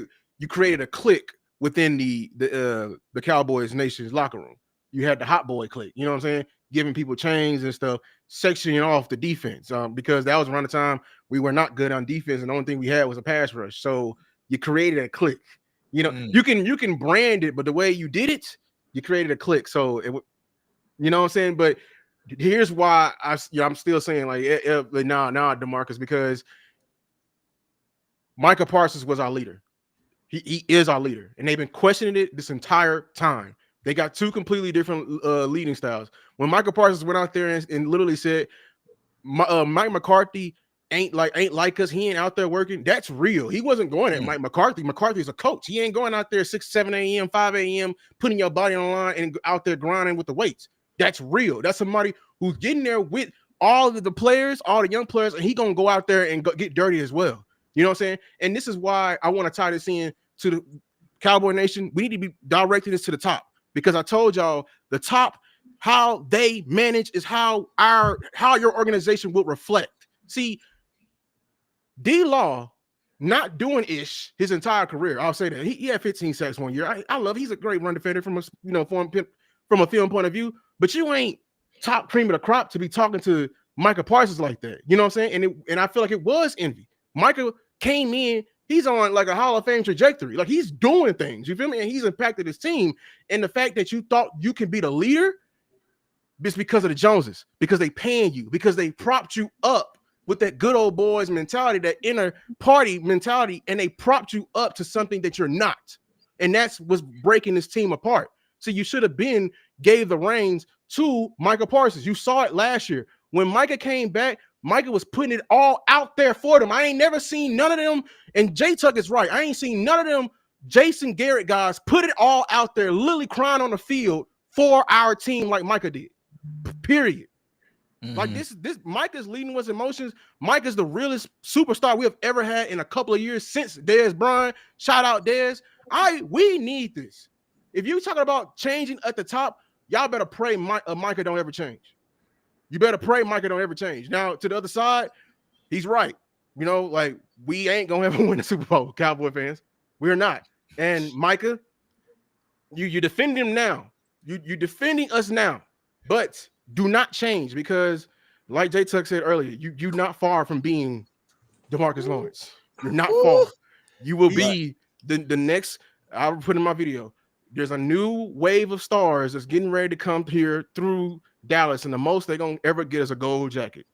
And gold jackets are cool, but they giving too many out. They ain't giving too many Lombardis out. So, like, I'm conflicted. You know what I'm saying? So, at the end of the day, I want to point at the Joneses. I want to go straight for them, because they are to blame for all this. They created this work environment that's pent up energy of people being something they not, of creating this hierarchy of leadership based on who's getting paid. Nah, dog. If it's a dog coming in and he's the one out there doing it, then damn it, that's how it's gonna be. Because you saw all the young folks on the D line, on the defense, sided with Micah, because Micah's been there. And yeah. All right. A couple things, man. Angry, you just put a comment on the screen. I want to address that first. He said it was something about Philadelphia Eagle. I think he was talking to me. He said they got the third most social media followers or something in the league or something. I don't know if you thought I was shitting on the Eagles, but I wasn't. You know what I mean? But third, I don't know what third is, bro. You know, I'm third social media. Now Philly has the third most social media followers, but continue believing your bullshit to make you feel better to cope with Philly winning. Bro, I don't know if y'all seen my video when I gave Philadelphia props, my nigga. You know what I'm saying? I gave y'all props. And third social media, bro. Y'all got the third for social media. And like I said, I didn't lie. Y'all 2-day parade, after the parade was over, I don't hear nobody talking about Philly. Do y'all? Yeah, he's talking about from the main scope, Scott. I know you in your inner sphere. We're talking about like turn on, go to if you like me, and I hope you are. You watching, you know, shout out for supporting local media, new media, and everything like that. We don't watch ESPN no more, but go on, do this science experiment. Turn on them goofy little radio stations. Who are they talking about? I guarantee you they talking about this subject right here. This is all they do the entire day. This is what we're talking about, and like every day. That's his point. Yeah. If the Cowboys won a Super Bowl, bro, they still be getting talked about. Denver won a Super Bowl, and they ended up started talking. And they played the Lakers. They ended up starting talking about the losers. Yeah. Come on, you know y'all be acting. Y'all know who we talking about. Yeah, I hate people that act stupid, bro. Don't act stupid. You know who we talking about. Yeah, I take a Super Bowl, a reality show any day. That wasn't my point. We all know that. But anyway, D-Law, would y'all have been mad if he'd have signed his contract and then said, "Yeah, I signed. I'm just getting my bag, bro, because we ain't winning no Super Bowl"? You know what I'm saying? Is it what he said, how he said it, when he said it? Like, because he didn't lie, bro. You know what I mean? Like, if I'm being honest, he didn't lie. You know what I'm saying? Now, should he have said it? He ain't with the team no more. Why? I ain't with y'all no more. Why I gotta censor myself and I'm no longer there? Well, I think it was beef here. That's, you know what I'm saying? Like, you could tell it was beef here. You could tell, and you can tell all them young guys were not rocking with his leadership style, because the moment Micah said something, and Boss said it last night, he said, leaders, they just have following. They have a following. You don't have to say I'm the leader. Like what they say in Game of Thrones, anybody who has to say I am the true king is not a true king. You feel me? That's what it is, and we know it was envy on his part, because he went out his way to drop that nugget. He went out he could have been went out his merry business, you know what I'm saying? And we would have been like, man, D-Law, bro, dang, bro. But no, he was envy because that bag that we ain't trying to give him no bag no more. He's become the Jason Witten of this roster. He's holding up the next in line. So, hey, chat, y'all crazy. Hey, he said Master P should have sued Demarcus for biting the Hot Boys. Hey, I don't know, man. I said this a while back. I said I wish Micah and somebody would be a little more. The way Micah reacted to him making that comment, I wish Micah will react to Jerry like that. You know what I'm saying? He can't do that now. He's trying to get paid. Yeah. But if you that guy, you know, all right. Let's get him his money first, because, you know, if you do that, that's what Jerry want. He want a reason not to pay you. The true Micah gonna come out if he doesn't change when he get the bag. So let me ask you this. So you think, because I don't know how I feel about this. So you think Micah Parsons is the leader of the defense? You think he's a leader? I think he's the leader of the team. Yeah.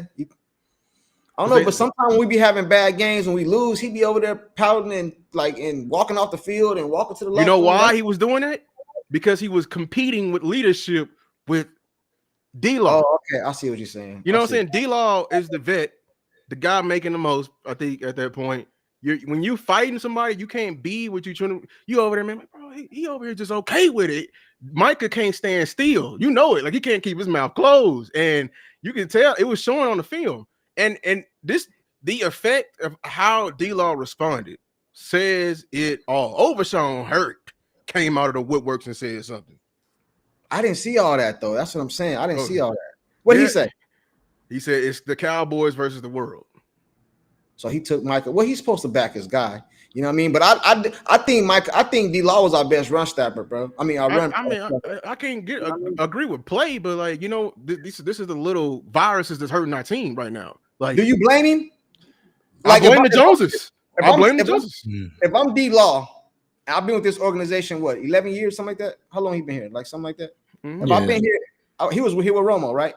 So if I've been here all this time and I see the front office ain't gonna do nothing, I would leave too and go get my bag. Like, I'm getting older. You can do that. I'm getting older. You know what I'm saying? And then, but he ain't the first, bro. Why do everybody leave the Cowboys? They always throw shots at the Cowboys. This ain't new. This ain't new, bro. This ain't new. But the newness about it. But the newness about it is that, like, with Dalton Schultz, he was asked about the culture and the tours and stuff. This man just came out and blah. The culture just came out and said that's directly to the, you know what I'm saying? You know. But what if he went to say, like, I ain't winning no Super Bowl here? It was taken out of context. Like, basically, like, I ain't there no more, so I ain't winning no Super Bowl there. You know what I mean? He could have been like, man, I just feel like our priorities. I just feel like that team's priorities. I mean, he can't say that. That's kind of. And then it would have been worse, bro.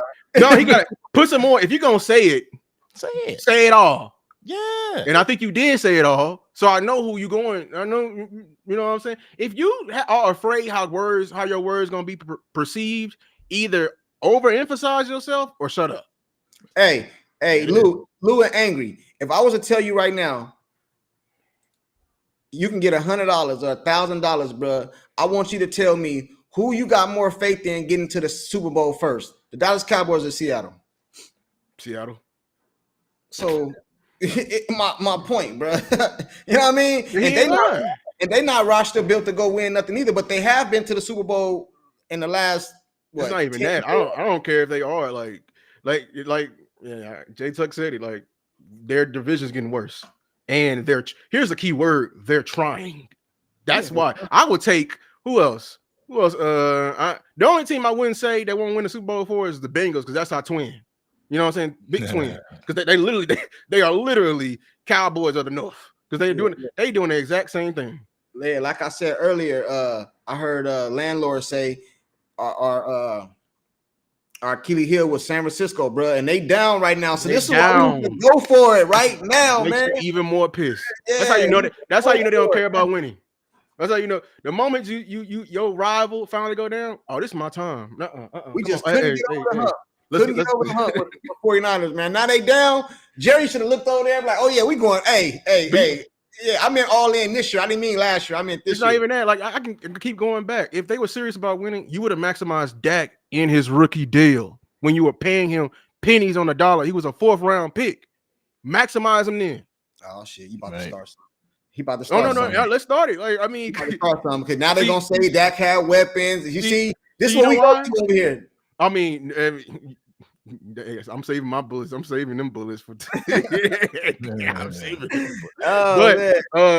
No, like for real. Like the problem with the Cowboys, they're afraid of what the Niners are doing right now. Oh, the offloading. Oh, the price tag, bruh. Stop worrying about next year's rent. Worried about you paid it. Maximize it. Mm-hmm. Live a little. It's gonna be there. But if you don't, how do you know something if you don't try? Right. I'm in the middle, bro. I'm in the middle, man. Because I don't, you know what I mean? Bro, Sports Junkie. The rookie year happened, right? We was the number 1 seed, right? The very next year, they knew Zeke was finna get suspended. Knew it. It was through every it was plastered. They knew it. We were losing the battle. You knew we were finna be out without our running back for 6 years, and you sat on your hands. Then when it was time to pay Dak, you had, I think it was like record, like Tyron took a home what is it called? Friendly. Team friendly. Somebody else took a team friendly. You had $90 million in cap. But what you did, you drug out the contract of Dak. You drug it out all the way, and you was like, well, we was too busy in the meeting with Dak. We completely missed March 12th. Jeez, that completely missed our calendar. Boy, you weren't even trying. Mm-hmm. Boy, you weren't even trying. Absolutely. If you can't multitask, I think you're not qualified to do this job. How about that? He said Dak had. Go ahead, my bad. All right. Smoke one for you. Appreciate the $2 super chat. Man, it says, how we look without D-Law, how we look without Micah.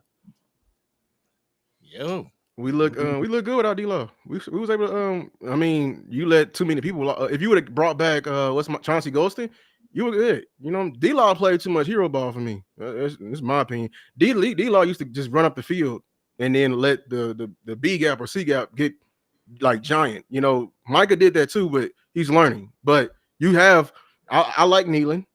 You got Sam Williams come. Y'all get excited for Sam Williams. He's finna have an Osa year because, you know, contract year. It's gonna fool some people. It's gonna happen again. It's gonna happen again because this is Sam Williams' last chance, and then you just brought back Dante Fowler. So you may get somebody in the draft, you know, and undrafted free agent. So yeah, we look terrible without Micah. How about that? You saw how. That's why everybody who was against paying Micah, I don't know what game you were watching because our defense looked terrible. Let me address. They talking about me in the chat, man. They said Ms. Mason said, "Sports Junkie, you in the middle of what? You was all in yesterday." No, I'm talking about in the middle as far as how I feel about D-Law. I'm in the middle about because he said the truth.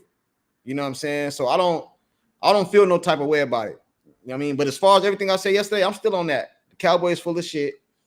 It's skill positions over everything. You know what I mean? And I'm the same way. But as far as the D-Law, I don't think he did nothing wrong, man. That's just how I see it. You know what I mean? Maybe they needed a spark. Maybe the Cowboys needed something like this to say something crazy so they can put some pep in their step or something. You know what I mean? Now Michael Parsons needs to go and tell Jerry, whether it's publicly or behind closed doors or whatever, bro, you need to go give me some pieces. What team, bro, allow your superstar, CeeDee Lamb, he don't speak like that. He came out and said, I can't do it by myself. What organization can pay your superstar and then do this bullshit they done in the so far in the free agency, bro. That team that views this team like a factory. It's just They're like, damn, we didn't pay the supervisor. Dog, you need some more money? Do it. That's the whole money point of me. I need my ROI. You like, come on now. You costing me. Yeah, they did all that restructuring for nothing, bro. That's where I'm at with it, bro. I have no faith, and I'm gonna say this again. I have no faith in the Cowboy organization, bro, to do nothing, bro. I hope I'm wrong, but I have no faith, bro. People call me, say, oh, the other day they was flaming me. Lou, the other day they was killing me, bro. You negative. Oh, you just complaining and all, like, bro. Like, it's real, bro. It ain't nothing. Like I hate y'all. I ain't gonna lie. I'm gonna say this right now. I hate y'all. Y'all front office capers, the ones who be carrying their water, bro. Because I don't see it, and I don't understand how you see it. And I think when we try to show y'all facts, like straight up, like how they do it, you the type of people that ignore it. You ignore it. So if you're gonna blatantly ignore it at the same dime, do not come and try to convince me otherwise. Because you're not willing to see my side, and I'm damn sure ain't finna try to see your side. How about that? Yeah. Yo, smoke one for you. I appreciate you for the $2 super chat, brother. Thank you. But yeah, we ain't look too good without Micah. Hey, I wish Dak Prescott and CeeDee Lamb had a little Aaron Rodgers in them. You know what I'm saying? Aaron Rodgers just come out and tell you, hey, man, I don't want that. Hey, I don't mean like that, but I mean like, he'll say, I need help. You know what I mean? He'll say shit publicly. Yeah. You know what I'm saying? And I keep going back to J2. He's right. Part of this is Dak's fault, y'all. Part of this is Dak's fault. I know y'all Dak haters love to hear that, but it ain't on the field. I'm saying like he's allowing this to happen twice. He's not saying anything. Right, Yeah, he didn't say nothing. You got to speak up. And then okay, you didn't say nothing because you didn't have no momentum. Now you got the other two leaders on this team. They some talkers. You got some momentum now. You feel me? So hop in. And you got your money too. You can't do nothing. You got paid twice. Yeah, you got a no trade clause, and you got your money. You're supposed to come out and say whatever you want to say. Whatever you want to say, you're supposed to come out and say it, man. And because you're gonna get the blame, bro. If you go out there and have another stinker, you're gonna get the blame. They already think you faked your injury. They already think you faked your injury, bro. You know what I'm saying? You're gonna get blamed. You're gonna let Jerry send you out there to do what? Man, he was trying to kill you, bro. He was trying to. I don't think the Jones is like that. Everybody talking about, he paid him. He paid him. He paid him. Man, they don't like these people. Just because you pay somebody don't mean you like it. I hate giving away money. So I hate the person who's taking my money. You know what I'm saying? Like, I don't think they did it because they sent an offensive line out there with two rookies that they moved out of position and they said, fix it. And he went out there and got killed. Jerry is like this. I paid you all that money. It's you go out there and make it happen. That's why I paid you that money. That's how he said. Just like the super chat. Shout out to B Bird. He say, Steven said, why pay one guy when you could pay three? Yeah, you can pay all three. Don't let nobody tell you that. Everybody, they free that money. Now they can pay. They could have been paid Micah. They could have afforded them all. Do not let them lie to y'all, man. Y'all get educated on the cap. They can afford them all. They cry broke. We had $20 million rolled into this year. 20. And if you crying so bad about paying somebody, I think you want them, I think I would pay him earlier because it'd be cheaper. Thanks for the super chat, B Bird. He got another super chat. He say Dak needs to act like his legacy is on the line. I think Dak got his bread. Yeah, Dak got a family. Dak got a family. He got his bread. I don't know if y'all seen that story when he said he used to live in the trailers. They didn't have no food. They couldn't eat. Man, Dak done got his bread. Dak ain't tripping, bro. Like, and I ain't gonna lie, bro. If I was Dak Prescott, man, I still want to win. But if my organization is doing this dumb shit, bro, give me my money, man. Give me my money, man. I mean, yeah. Give me my money, bro. Like, give me my money, bro. Like, we ain't winning. Hell, we ain't going nowhere. D-Law said it best. We ain't winning. You know what I'm saying? Give me my money. Thanks, B Bird, for the super chat, bro. You know what I mean? But that's how I feel about that. The one under that says, y'all think the Joneses will listen? Yes. Listen, Yeah. I'm like this, and we talked about it earlier. I said one voice, maybe not. One voice they can mute out. But when you have 10,000, 20,000 Cowboys fans all saying one thing. Hashtag fire the GM Jerry. Hashtag 877 pay Micah now. If you got people doing that, putting it on their social medias, just because you don't have a YouTube or a platform like that, you don't have a YouTube channel, you have a platform like Facebook or X. Spit the hashtag out. You know what I'm saying? But I feel that's how Jerry and them will listen. Like we've said this before. You can't hit them in the pockets. You can't hit them where the money is. You can't hit that. But I'm a firm believer in no fans, no team. money, no money, no brand, nothing to push, nothing. Right. You had they got scared last training camp. It was empty. And he said, "Do you think the Joneses will listen?" I'm gonna give y'all a little tip on something. I'm not gonna really expose it because I don't know if I have the right to, but I will tell y'all this. One of the signings they just did, they was not planning on signing him, right? But then a lot of the content creators behind the scenes did a video, and it got to the Joneses, and then they signed them today. Does that break that down right, Lou? You got plenty of them. They wanted Kellen Moore badly. That was the hire, and Jason Witten was the runner-up. We banded together and we said no, hell no. So they listen. Promise you I wouldn't watch if I saw Jason Witten just literally last year coaching high school and now he's coaching the NFL. I would have turned off my TV so fast, and I would have been best believe it been some videos about it. Image is everything. Yeah. Lou talking about one of those bum country. What are you talking about, man? Who? What happened? Who? He said Lou talking about one of those bum content creators. Yeah, you gotta elaborate. Yeah, I don't know what that. Yeah. Hey, Big Tom, what you laughing at? Big Tom said we got him laughing over here. I know. I wanted with Big. Big Tom, hit that link, man. I watched Big Tom today. Big Tom was like, I told y'all. Big Tom. He came up here yesterday. He was like, man, I told y'all the Joneses ain't gonna do nothing. They just building a team. I'm paraphrasing, you know what I mean? They didn't move the needle. You know what I'm saying? These signings are terrible, man. I mean, they ain't terrible, but like I said, I think the problem is I view the roster as a Sunday, a banana split. You got the bananas, the core, CD, Micah, all them. We put a little ice cream on it. Can we get a cherry on top? I just want a cherry on top. I just want a linebacker that's a cherry on top. That like Dre Greenlaw would have been a cherry on top.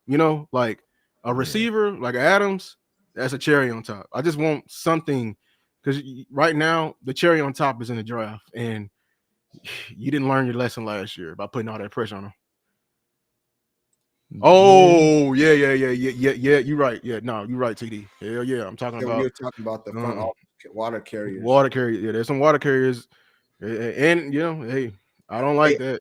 Y'all keep saying Dante back. We talked about that earlier. Yeah, we seen that. Somebody said Seattle just made a move on Cooper.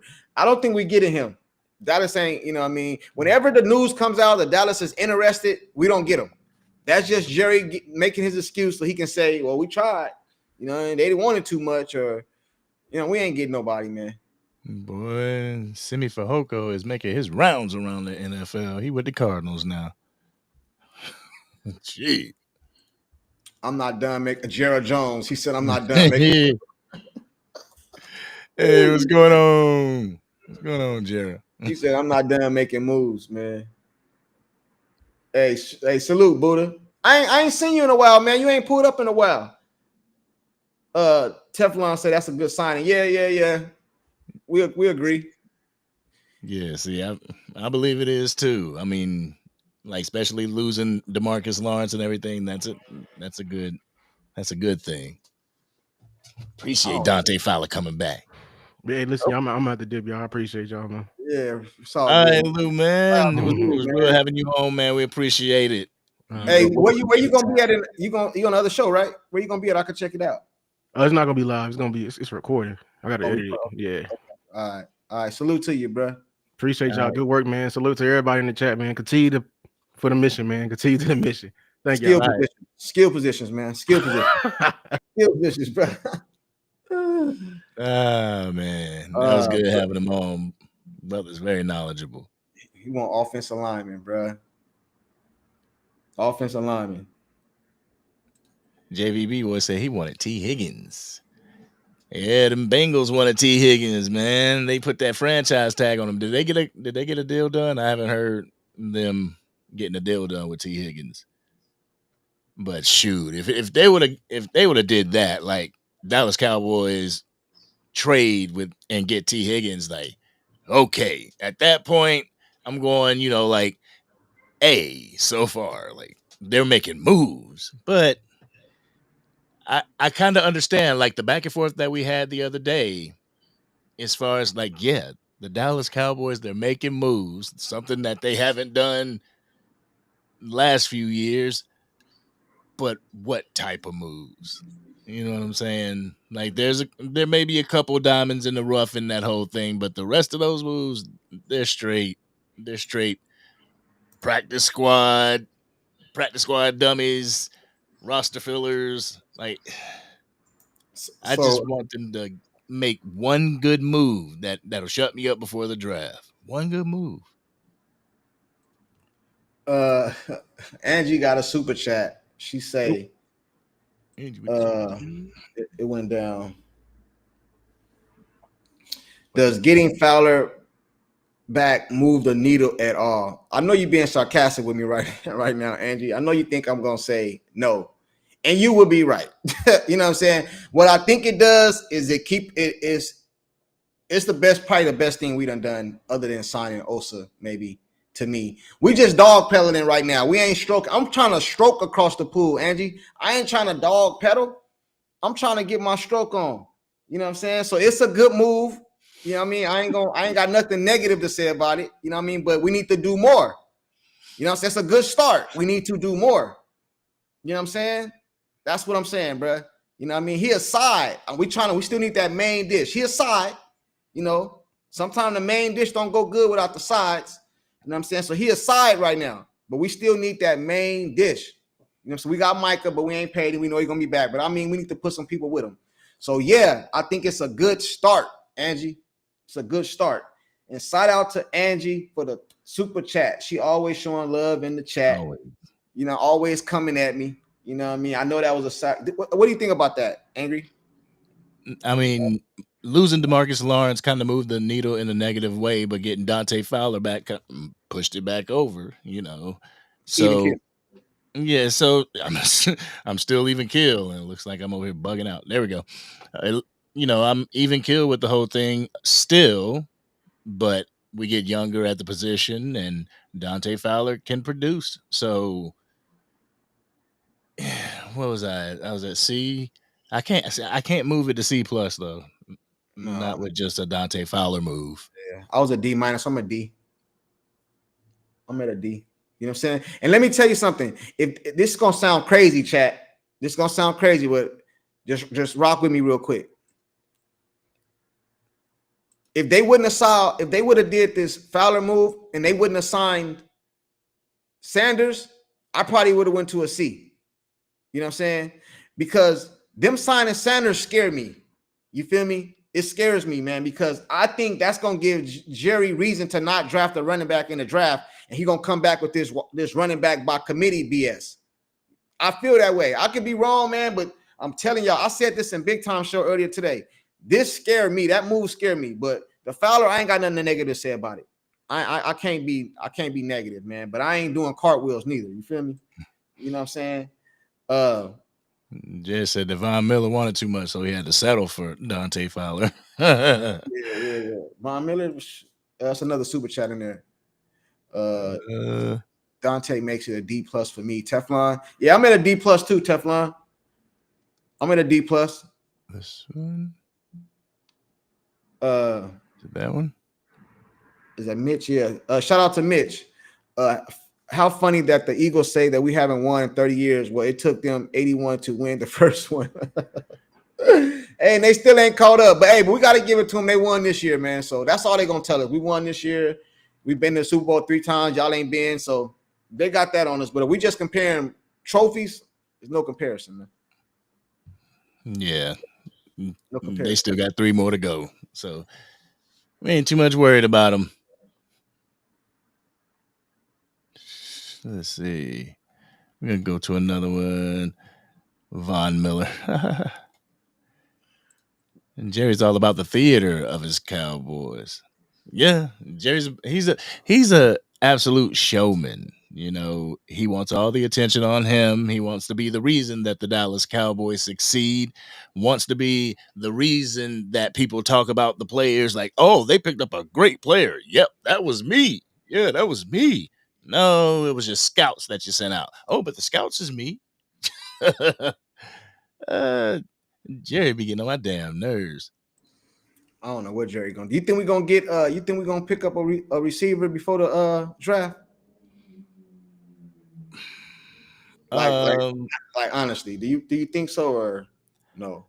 I see Jerry saying something along the lines of, we got Mingo. He was before the draft. Technically. Like, I don't want to get my hopes up. You know what I'm saying? I don't want to get my hopes up for getting any type of specialty weapons in free agency. I'm not getting my hopes up for it. If they do, like Dante Fowler, yeah, that was a live reaction earlier. Like, Right. I was we were pleasantly surprised about it. So if they get a weapon, I'll be pleasantly surprised about that. Like, holy crap. You know, we don't talk about Amari no more, man. Why is that? All you hear is Allen and Cup. Why isn't or you don't even hear Diggs? And he say look backstage big time angry. I don't know if he Hey, okay. You know what I'm saying? Who like if you don't hear about Diggs? I'm out on Diggs. You never heard me mention Diggs. I've never even been on Diggs. Like I never been there. So Diggs is never for me. I would go. It just out of Cooper, Allen, and Amari. All right, I'm gonna bring the Big Time Show on while you talking. Don't bring him on. Yeah. No, bring him up. He been waiting. Just bring him up. It's cool. No, I was just saying that I would go. Man, that's hard, man, because Cooper been here, and I know Cooper is a good route runner, but I seen Cooper get checked up, bro. I seen him like he a good route runner, but I think he get frustrated easy when you play physical with him. I remember Gilmore put them cuffs on him. You know, was it Gilmore? I think it was Gilmore put them cuffs on him. Jason Garrett had to bring him out. Man, I don't want nobody out there getting punked around. You feel me? You know what I'm saying? So to me, it's out of Cooper and Allen. I don't know, man. That's hard for me, man. I don't know, man. Hey, you know, I wouldn't be mad at neither one. Just something. Something, man. Something. Give me a little hope, bro. Like, make me feel like, show me that you trying, man. It wouldn't matter to me either one. What up, Big Time? What's up, y'all? What's going on with you, Big Time? Hey, y'all been killing me over here, man. Lou, I don't know if you still watching, Lou, but I thought I was gonna catch you on here. Cause how you Lou and Sports Junkie, man, they had my guy angry, looking just sad over there, man. I love my brother, but what you mean? I was just looking because it just looked like they were just not hammering on you, but it was just like they were just hammering negativity. Just negativity. Hey, is it negativity though, or is it honest? Is it negativity or is it being honest? Well, I mean, it all depends on what you're talking about. Now, let me just say this. Fowler is a big signing. It is. And the reason why it's a big signing is because when you add everything up, there's a tremendous potential for a lot of sacks. Fowler's a double-digit guy. So you got Micah on one side, or Micah in the middle, or Micah on the other side, and you got Fowler who can get to the quarterback. Sam Williams is coming back. I'm fully anticipating Sam Williams to get dang near close to double-digit sacks this year. He's that good, unless his knee is just shot, which I doubt very seriously. So that's a weapon over there. I ain't start talking about Maris, Lil Follow, whatever his name is, when you add up all of that together, that's a potential a lot of sacks. And I ain't brought up Nealon. I mean, I ain't brought up Osei, who gets you at least about 6, maybe 6 or 7 himself. Fowler is a big signing, so I will give the Cowboys super credit for getting Fowler back. Fowler is a problem. We know that he was a problem last year with Washington.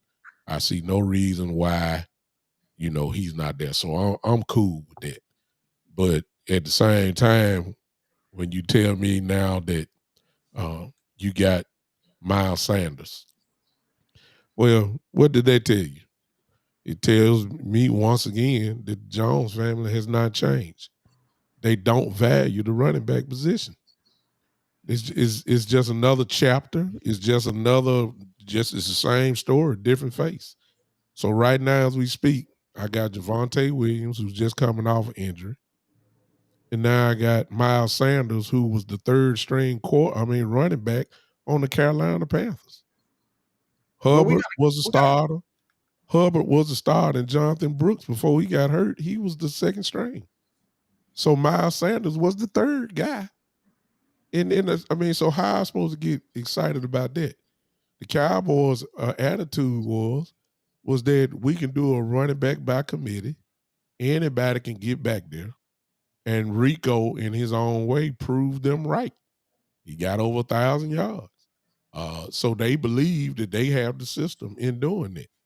So, I can't get excited about Miles Sanders at all. I'm expecting them to exactly, Ty Church.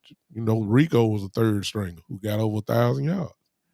So I'm expecting them to go in the draft and get somebody. But it won't be the first round, obviously. I don't think it'd be the first round. I think maybe second round, maybe even third for a running back. I mean, when you look at the running backs now, you're not impressed with the running back room. There's no way. So they don't have the value for the running back position. It's just that simple. It is what it is. So again, they did well with the Fowler signing, but everything else is just like I said the other day. It's just depth. It's not really for impact. Fowler is an impact guy. I will give them credit for that. But everything else is just depth. So all the eggs are in the basket for the draft. So you better hit home runs in the draft. I mean, you better. Because that's where all the electricity gonna come from. Because they're not really signing electricity. They're not. They're just signing guys to fill out this big 90-man roster before they cut it down to the 45-man roster. I mean, that's all they're doing to me. Nothing to get excited about. Go ahead, Angry. Yeah. JVB boy, Angry Cowboys fan. If Ashton Junkie is already gone and Tet falls to 9, would you move up knowing the corny whiners are at 11? What, for Tet McMillan? Okay, if Gentie's already gone and Tet falls. Oh, would I go up? Damn. That's a good question. That's a real good question. Because I believe there's a few other wide receivers that are tall like Tet McMillan that actually have a little bit of size on them, but they're falling into the like 89, 90 range, like Savion Williams. Yes, sir. Savion Williams can. Thank you, Angry. Thank you, Angry. Thank you, sir. So I don't know. It all depends on what number 8 wants as far as me moving up. Like, what do you want as far as draft capital? A 5th round compensatory pick, maybe the 12th round, the compensatory pick, and what else? If it's too rich, I'm going for Savion Williams. But if it's okay, it's a bargain. Let's go get Tet. Right. I do not want the 49ers getting nothing like that. Shanahan with some of them guys, Ted, or man, I do not want them. I don't, man. That scares me. Hey, Big Time, we got a question for Big Time. What? Somebody got a question for you, man. What they want to know? I'm gonna give him it's a super chat. Yeah, is that from Miss Angie? We got super chats lined up. From Big Miss Time. Angie. She says, "Ask Big Time." Yeah. Is there anything the Joneses can do? I damn near said it in your voice because I know the expression on your face you doing when you type this. Yeah. She said, "Ask Big Time, is there anything the Joneses can do to make him excited? Name a player or players." Angry just gave me one that if Ted McMillan is there, I'm turning in the card so fast. I don't need the 3-minute whatever it is. I'm turning that card in so fast because I know what he would bring to the table. Your offense just got better immediately. If you got Ted, if you got CD over there, I'm ready to play football right then. However, y'all just brought up a great point about the 49ers, whoever that was. They just let go of Debo. So do you know that they are on a wide receiver hunt themselves? Yes. So I wouldn't be surprised, and they're just right in front of us. I wouldn't be surprised if Tet is there. I wouldn't be surprised if Shanahan swipe him up quick. However, I see some people on my show today. I'm listening to me. For all of you guys that have not seen Savion Williams, I heard you talk about him. please go look at him. And I'm telling y'all this is me now. This may not be nobody else. Savion Williams is my number 2 receiver on the board. Mine. I'm picking him over Luther Burden. I'm picking him also over the kid from Ohio State. Savion Williams is the second best receiver to me. He is that special. And if you haven't seen him yet, you need to go look at him. He's 6'4", over 200 pounds, and runs a 4.3 40. You think you could do something with that? He played the running back position. He runs the ball. He's nothing but Deebo Samuel 2.0. That's exactly what he is. I will take, if I could get him, I am ready to play football right then. Now I'm gonna tell you one more. Now y'all really not gonna like this one. Booker. Tyler Booker.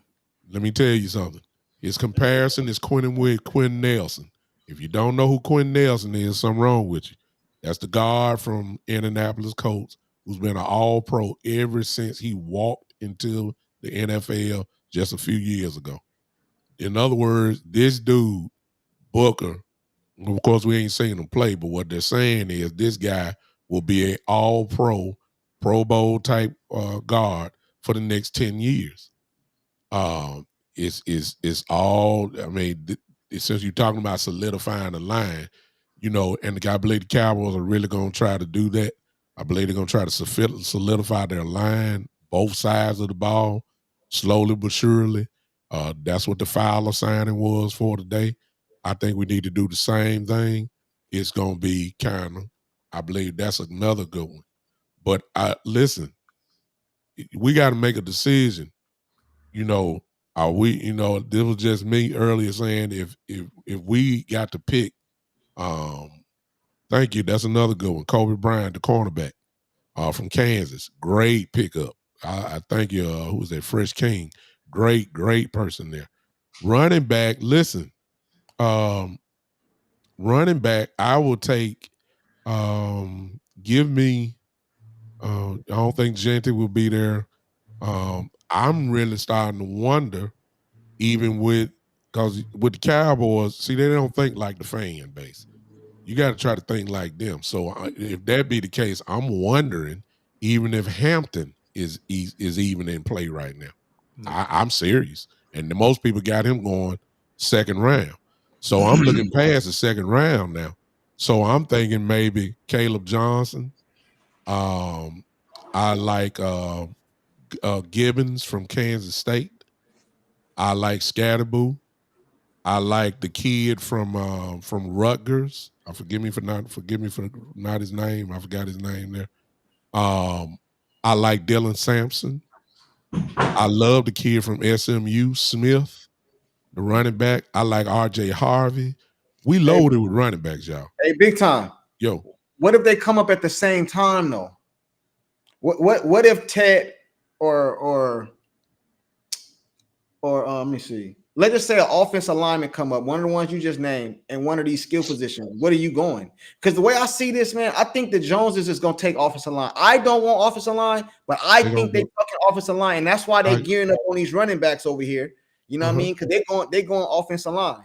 So I can say I agree with you because that's the tradition of the Cowboys, first round offensive lineman. But to me, if I had my choice, see, in my book, in the first round, I got 3 no questions, no debates. I'm talking about no thinking, and that's Travis Hunter, that's Abdul Carter, and that's Ted. Now, that's just mine. Everybody else may think about something. I don't even have to think about those 3. I'm taking them. So anybody with Ted up there against Ted, that includes. I love Mason Graham too. Everybody. I love Graham, but if I can get Ted, man, I'm taking Ted so fast. I don't care who there, because I know what Dak needs. Dak needs another Ted. You know what I'm saying? He needs another guy. Go ahead, Anger. I'm sorry. Yeah, I gotta get these line of super chats. They've been piling up on me. Angie, appreciate you for the $2 super chat. Thank you so much. Which vet wide receiver would y'all take, Allen or Coop? Ooh, that's a pretty good one. I mean, I think Are we talking? I'd probably go Allen. Are we talking Amari Cooper? Amari Cooper. They ain't bringing Amari Cooper. Yeah, which they would never bring back Amari Cooper. That stuff was personal. Why they let him go? I think that was more Mike McCarthy didn't vibe with Coop. Mike McCarthy wanted him out. So and Jerry Jones did not like Amari Cooper not getting that shot either. That's what I was gonna say. He didn't get that jab. That's what did it. And then Amari was at an Alabama game with no mask on. Yeah, that's what did it. That's what did it. So that jab. I said that earlier. Got rid of him then. That's why he sent him on sleep. It was that. That's what I think it was. It might some other things too, but I think that was the major. That was the final straw. Yeah, that was it right there. So let me scroll down real quick, see which one you were talking about, Angie. Shoot, you hadn't said it yet. Is that you looking for the shout out, Angie? Nah, I was seeing if she answered if it was Cooper Kupp or Amari Cooper she was referring to. Because if it's Cooper Kupp, I'm sorry. I just can't go with the Cooper Kupp. The Cooper Kupp thing is interesting because I think he'll be a better receiver with 49ers because they run a lot of motion. If you look at Cooper, if you look at his film, a lot of his plays, 80%, 85% of his plays is in motion. That's something that CeeDee Lamb does. You know what I mean? That's what he get off at. So I would probably have to go with Allen, man. Not because of a better or a player, because I kind of think they like maybe a little equal, but the fit for the Dallas Cowboys, I don't see Cooper. I don't see him taking. I don't want to take away from CeeDee Lamb neither. I just want somebody to take the pressure off of CeeDee Lamb. I don't want you to come in here and take plays away from CeeDee Lamb. And the fact that Keenan Allen is 6'2", big body receiver, that a bigger target for Dak Prescott. Yeah, I mean, he got Amari Cooper by a year and a half, but I would have to go Allen. She said not Cooper, not Amari Cooper. Amari Cooper, not Kupp. Oh, Amari Cooper, not Kupp. Yeah, I'd have to go with Keenan Allen over Amari Cooper. You got a super chat. Shout out to Big Time. Yeah, I'm kind of trying to get the ones that I missed. Oh, okay. Go ahead. My bad. All right, Damon, Bama Boy Davis. I want a DK. He would have been our version of AJ Brown, big, physical, fast wide receiver. Who do y'all want that's left at wide receiver in free agency? Yeah, I think we just touched on that. Neither one. Yeah. So neither one. I don't want Diggs. I don't want. I mean, if I had to pick a choice, I would go with probably Keenan before Cooper Kupp. They both would help. Now, let's not act like the offense wouldn't be better, but I think you can find your bigger answer in the draft. But that'll be helping if you. That was my thing. I want to get one in free agency and in the draft.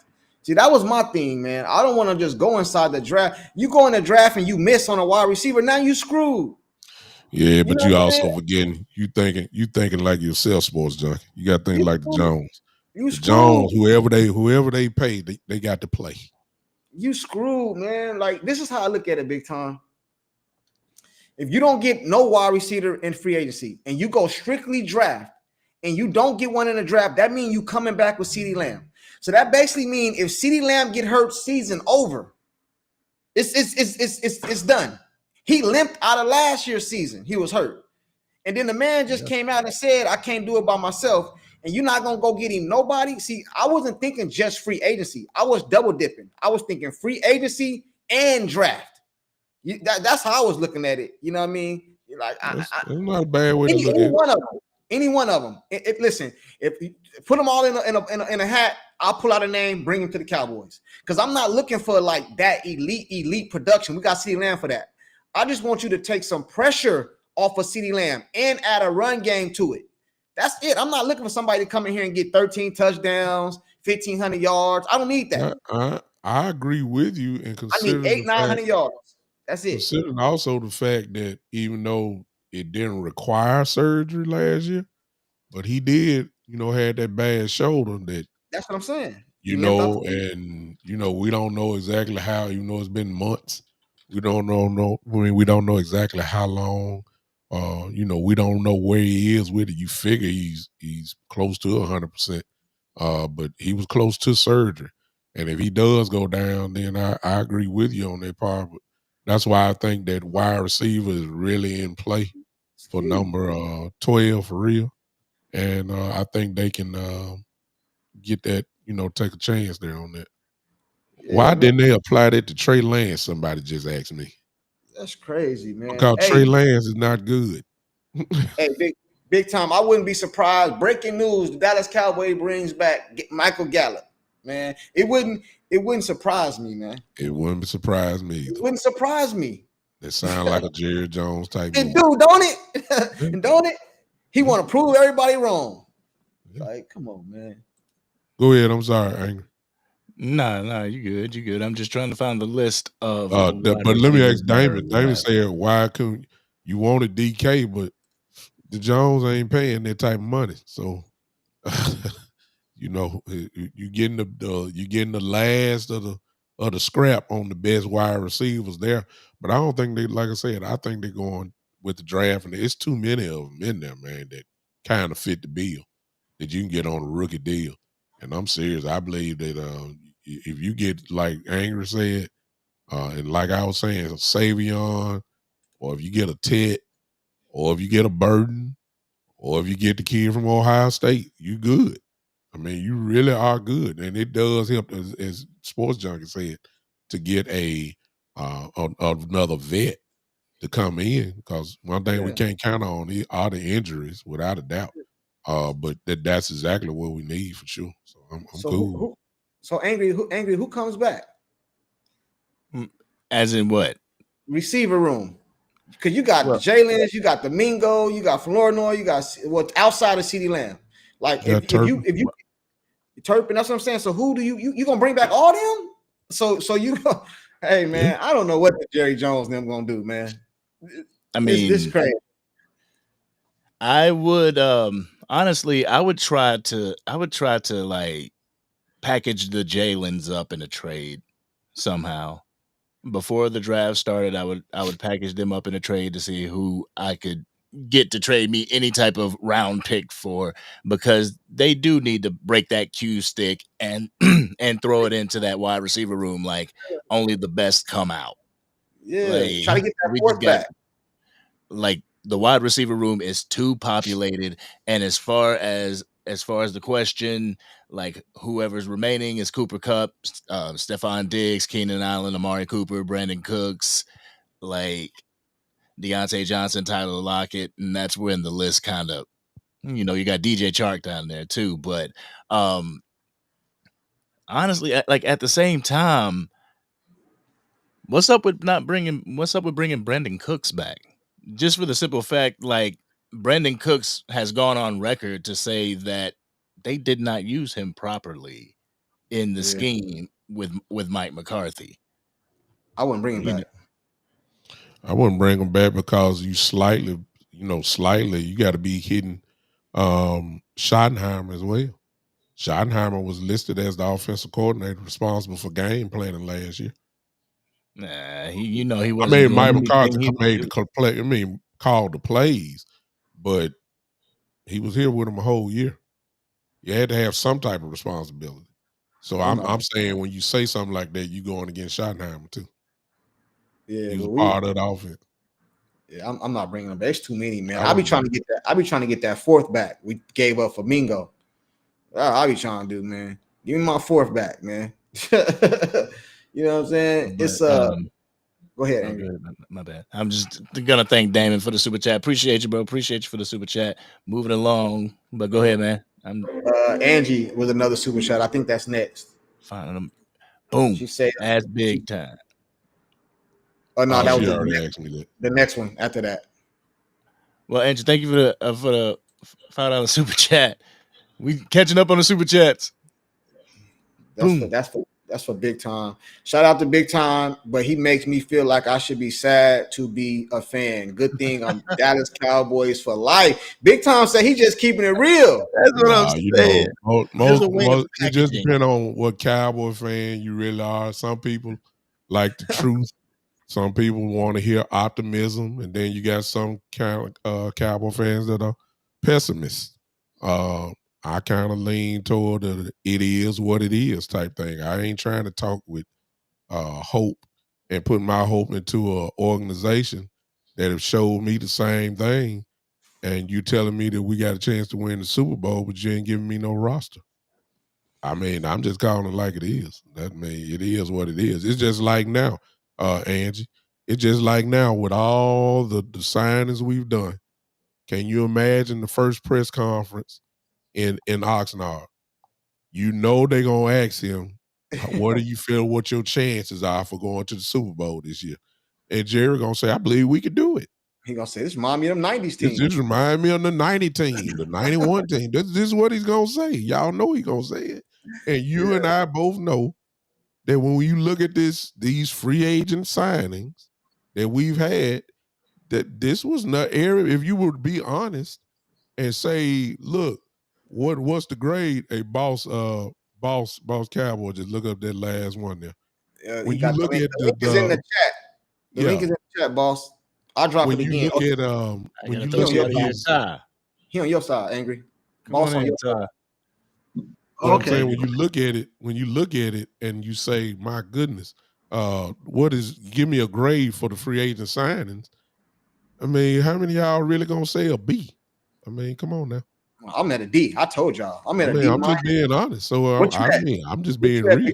What you at, a D so far? I'm gonna give it a C minus. You might as well say D. Fowler was a big signing for us today. Yeah. Fowler was a big signing for us. I got to give it that. Yeah. He said we knocked him out the box. I don't think we did, bro. If we did, sorry about that. It wasn't intentionally. What happened? You know what I mean? I think he said he got knocked out the box. I don't know if he was backstage or whatever. But let me clear out the way for my brother here, whoever this brother is. Hey, nice meeting you, brother, who just popped in. Let me get out the way and let you have the dance flow, man. Hey, salute to you, man. You know you always welcome, Big Time, man. All right, Big Time. Yeah. All right. What's up with you, man? What's going on, Todd? How y'all doing, man? Chilling, man. Chilling. Trying to get these super chats before they disappear. Yeah, real man. quick. Go ahead. Yeah, let me get the super chats real quick. Let me get the super chats real quick. All right, Lawrence, appreciate the $5 super chats. We're gonna go ahead and wipe these out. Y'all give me y'all perspective on the super chats that we hit. As far as Cooper Kupp goes, are the ones that are for the signing like him? What? As for Cooper Kupp goes, for the ones that are for the signing him, like me, okay, I got to put some comments in there. Just thinking of the past Cooper Kupp and not what he is now. But you're getting what he is now. You know, you're not getting the past Cooper Kupp. I understand, like, I've heard the whole Triple Crown thing, that's what he's done, and I can't take anything away from Cooper Kupp and what he's accomplished. He was one of the reasons why the Rams won that Super Bowl. So I like what he was back then. I just don't know what he is today. You know what I'm saying? Especially coming off injury. I just don't know what he is. But the thing about that is that Triple Crown Cooper Kupp was the number one option. See, we don't need him to be that in Dallas.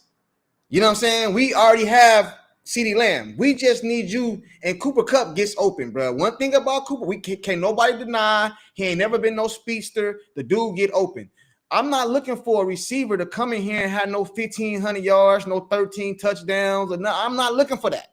I'm just looking for a respected receiver that you can't go over there and blanket CD and double him all game long. You know what I'm saying? That's all I need. You know, Cooper Kupp is damn near like a tight end, bro. He's a safety net.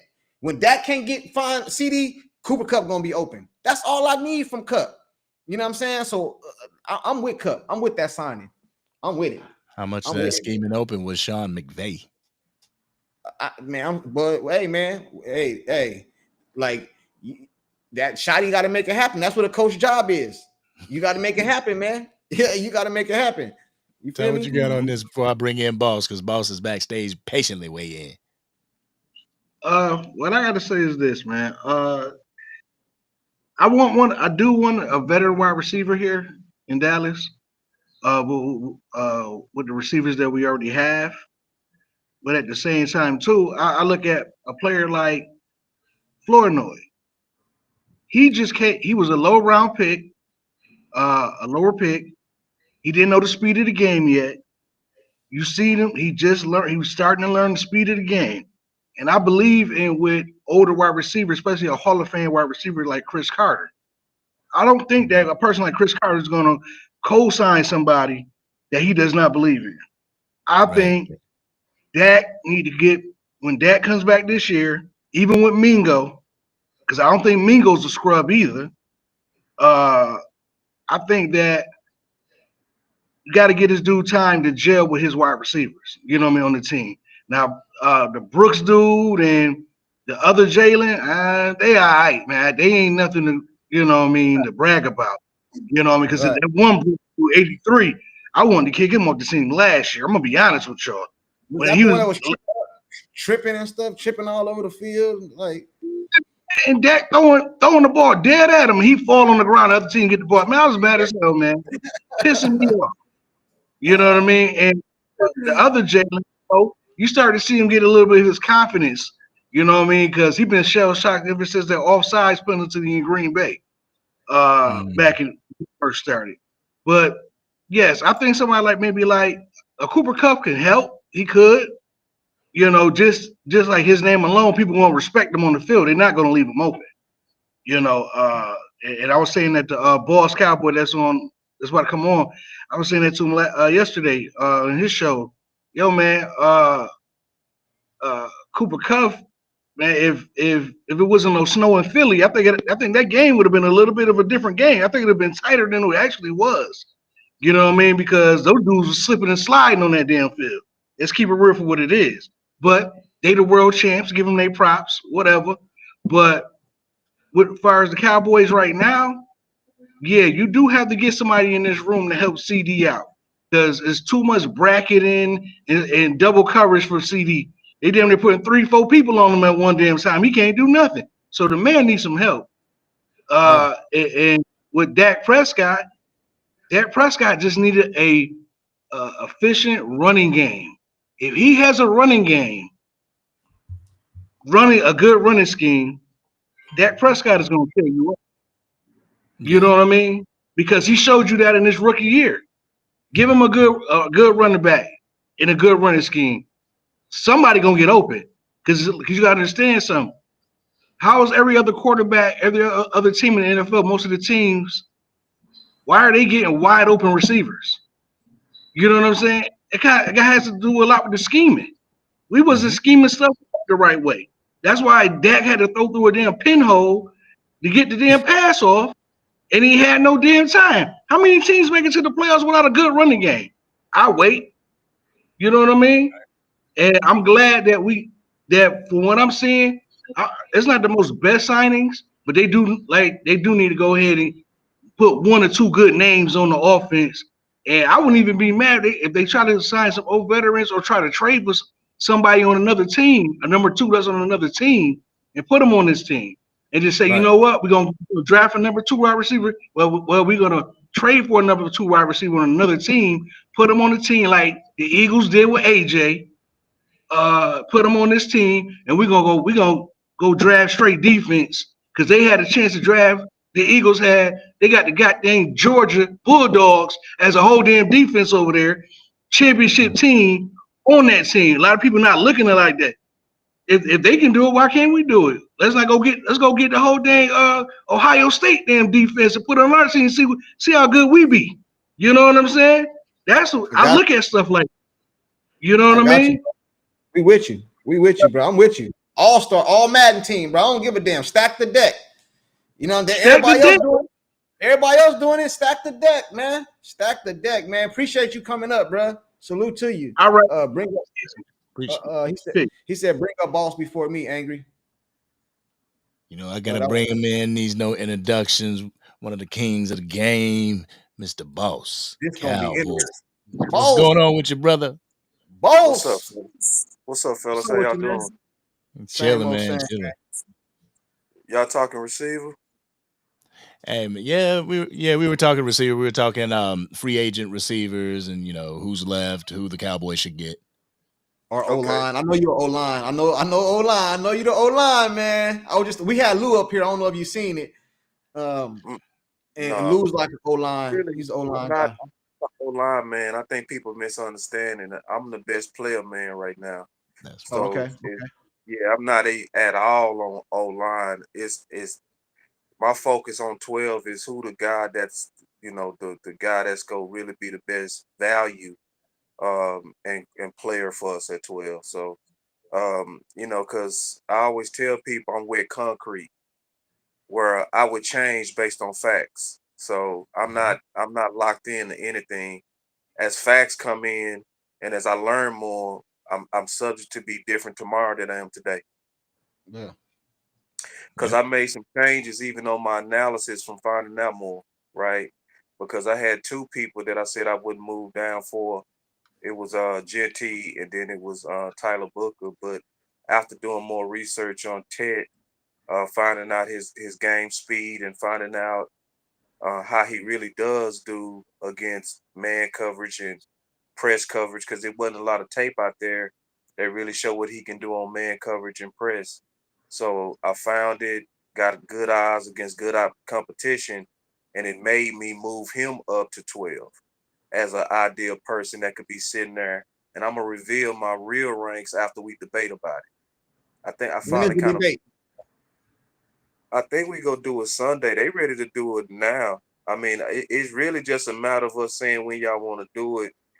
But I mean, right now I've been focusing on the Keelan Allen campaign. That's the campaign I'm on. I mean, because I know different people got different opinions about Cooper. Cooper Kupp. From my film review on Cooper Kupp, I feel like he lost a step and a bigger step than even Amari, because Amari's starting to lose a step too. So like if we was to get Amari, he not gonna be what he was. He gonna be a shell of himself. But I think his style of receiver is still a fit for Dak. So like he like route runners. Because what Dak did with Amari, people gotta understand how unnatural what he did. So they picked up Cooper mid-season when we was 3-5. He had one bye week to get timing down with his new number one, and they went on to be the best duo for the last half of the season. That shit don't happen, bro. That really shows you that Dak's confidence is when cats can show separation with their feet. So when I look at cats, I'm looking at those cats that have those traits. So I showed a clip yesterday because people don't believe me because I'm just anybody to some people, and that's fine. So I showed the playmaker saying it, right? Where he was comparing Devontae Adams and he was comparing him to Cooper Kupp. and he was saying one guy wins on short area quickness, uh, and where he's doing it, and he called it the doo-doops.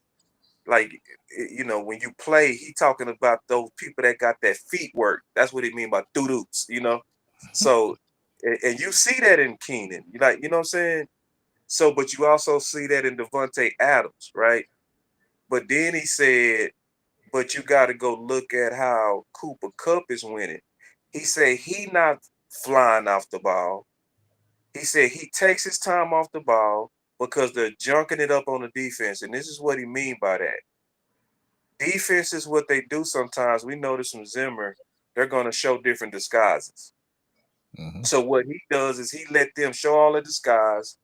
Then he come off the ball slow where they clear out into their zones, where you can read it after about 3 steps, and then he go find the hole.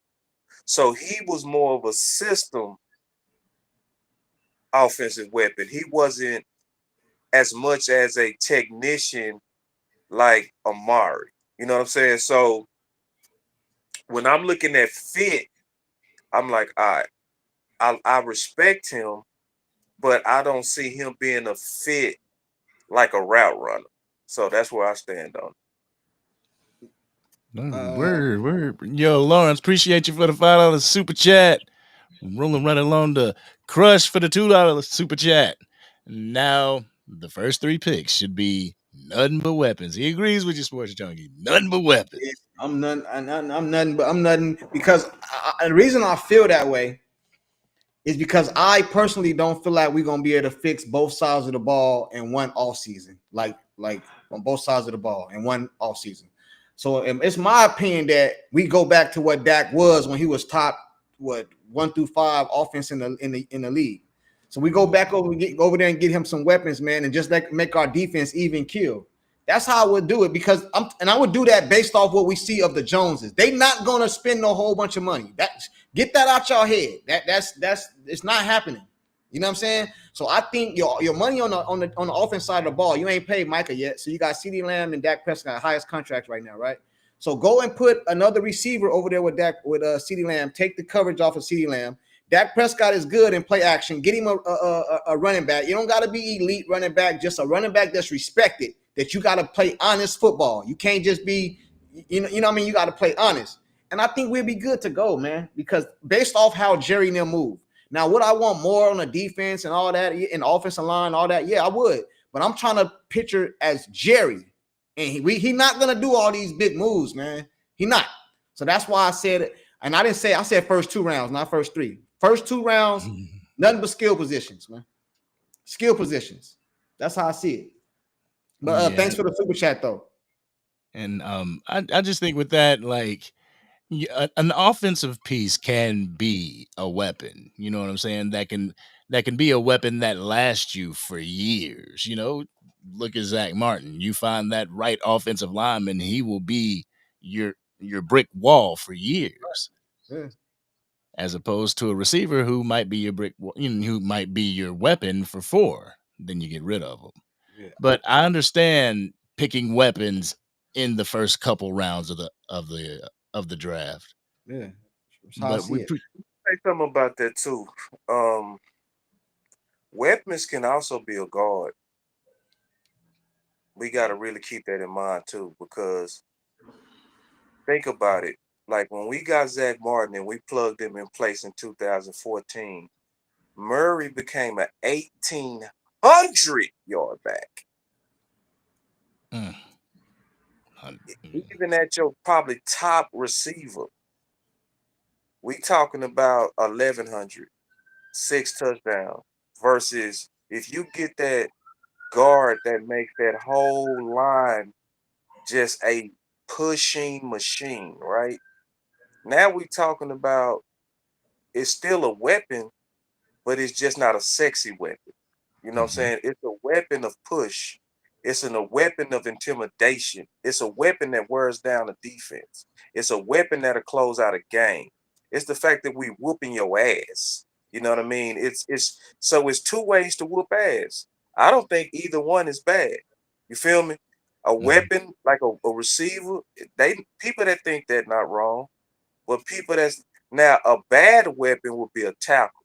That's because they take a while to develop. You know what I'm saying? We're not gonna see the best Tyler Guyton until year 2, year 3, right? That's normal because even Tyler Smith struggled at tackle. But what? When we put him at guard, he was a weapon. Yeah, You he know what I'm saying? shine. He was a weapon. So he was a weapon for that push on that left side. So I actually agree with Sports Junkie on weapon. I just want us to also, in my opinion, look at that guard as a weapon as well, because it really is. Because it also it also depends on, in my opinion, what style of offense you want to be, right? Do you want to be an offense that's going to play action, right? Do you want Dak to have clean pockets? To where even if he don't have like 2 number ones, he's in a safe place to where he can plant his feet and deliver the football. That's a weapon, you know. Mm-hmm. So um, it's I came to the conclusion that, honestly, and I'm gonna be honest with everybody, I've come to the conclusion that where it don't really matter to me at this point, because I'm done with most of my research of what happens at 12. So if we ended up going with Tech, which I don't think will happen, because I don't think Kellen Moore go let Tech go to us, bro. Think about it. He's an option route receiver, just like Cooper Rush, right? Not Cooper Rush, Cooper Cup, right? So he's the same type. I dare anybody go watch any game on Tech, and I want y'all to look at a couple of things. How's he coming off the ball when it's off and when it's zone? You go see him do exactly what the playmaker said. He's slow off the ball, but he's elite at finding them holes in the zone, right? A option route receiver like that is gonna be an ideal guy for Kellen. Kellen not letting Tech get to us, y'all. I'm gonna just tell you that right now. I promise you $1 million. Cause guess who right now they saying is in the league on Cooper Cup? Is it the Saints? It's the Seattle. Saints. Bro.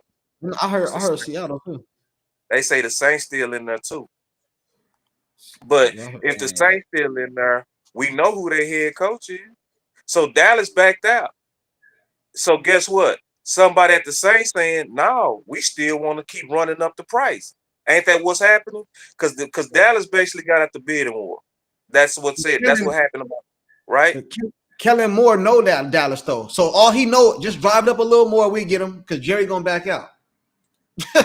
You know what I'm No, saying? or I think he really want him. I think he want the guy that fit his style of offense, because like his style of offense is where he ran aggressive option routes. That's where your weapons got to be able to read the defense, be on the same page as that quarterback, right? They got to see it the same, which allows that quarterback to be able to throw it with way more anticipation than normal, because his system generated offensive success. That's why I know Puka Nacua ain't really a good receiver. Like, I really watched him, bro. Like, I watched they tape, and I'm like, man, he putting up numbers, but I peeped it. I'm like, he ain't putting up numbers on route running. This is anticipation throws.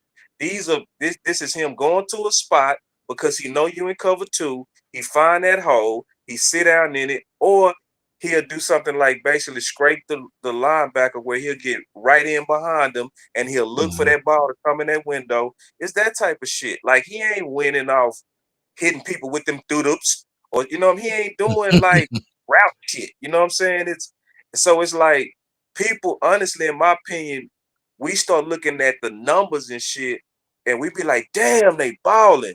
It's like, nah, you got to go look at how are they winning. And when you see how they're winning, that'll let you know, do they fit what we're currently doing or what you want us to do. That's true. That's true, man. Super chat. Yeah. Shout out to Angie. Oh, is that the one at the bottom? yeah, Axe Big Time. Axe Big Time. Oh, he gone. Big Time gone. But he said, "Ask Big Time, have you checked out safety Andrew Makuba? How you pronounce his name? Makuba. Andrew Andrew Makuba. Makuba. Yeah, he gone. Yeah, you're not. We add one more person to the mix real quick. Hey, but Big Time. Hey, I want to say something to Boss though. Nah, boss gonna be on here until boss want to leave. Boss gonna be on here. Boss, what would you say to? And I'm asking you this because I know you watch a lot of film and stuff like that, right? Yeah. What if I told you that we skip on a receiver because we're probably not gonna get one in free agency. So we probably only gonna rely on draft. You know what I mean? Let's go with that just for right now, right? We miss on a receiver, but we take a O lineman or we go offensive line guard, as you say, right? Corner or D tackle, something not out of weapon. Gotcha. Okay, right. Say that. But now we're putting all the pressure back on CD. So if CD get hurt, we're done. Season over with. Season over with. And then I just heard CD come out and say I can't do it by myself. So we didn't get a receiver in free agency. We took a guard or a cornerback. I just seen somebody else say corner in the chat. I would give you a shout out to say what corner you said, but I went, bro. Sorry about it. But we take a corner in the draft. Now we come back with the same team as last year. But we got a guard though. We got a guard. Hey, we got a guard, but we ain't got no weapons. I just don't see how that's beneficial to us. You know what I mean? Like, first of all, I'm not saying that. So I'm not saying get a guard and don't focus on weapons. I'm saying get best player at 12 and the best player that fits what you're trying to do. And you make sure you get your weapon if you don't got your weapon in the first 2 rounds. By the first 3 rounds, it's too late. So and I'm not giving up that we not gonna get a weapon in free agency because I'm noticing a major pattern, and I'm being all the way honest, bro.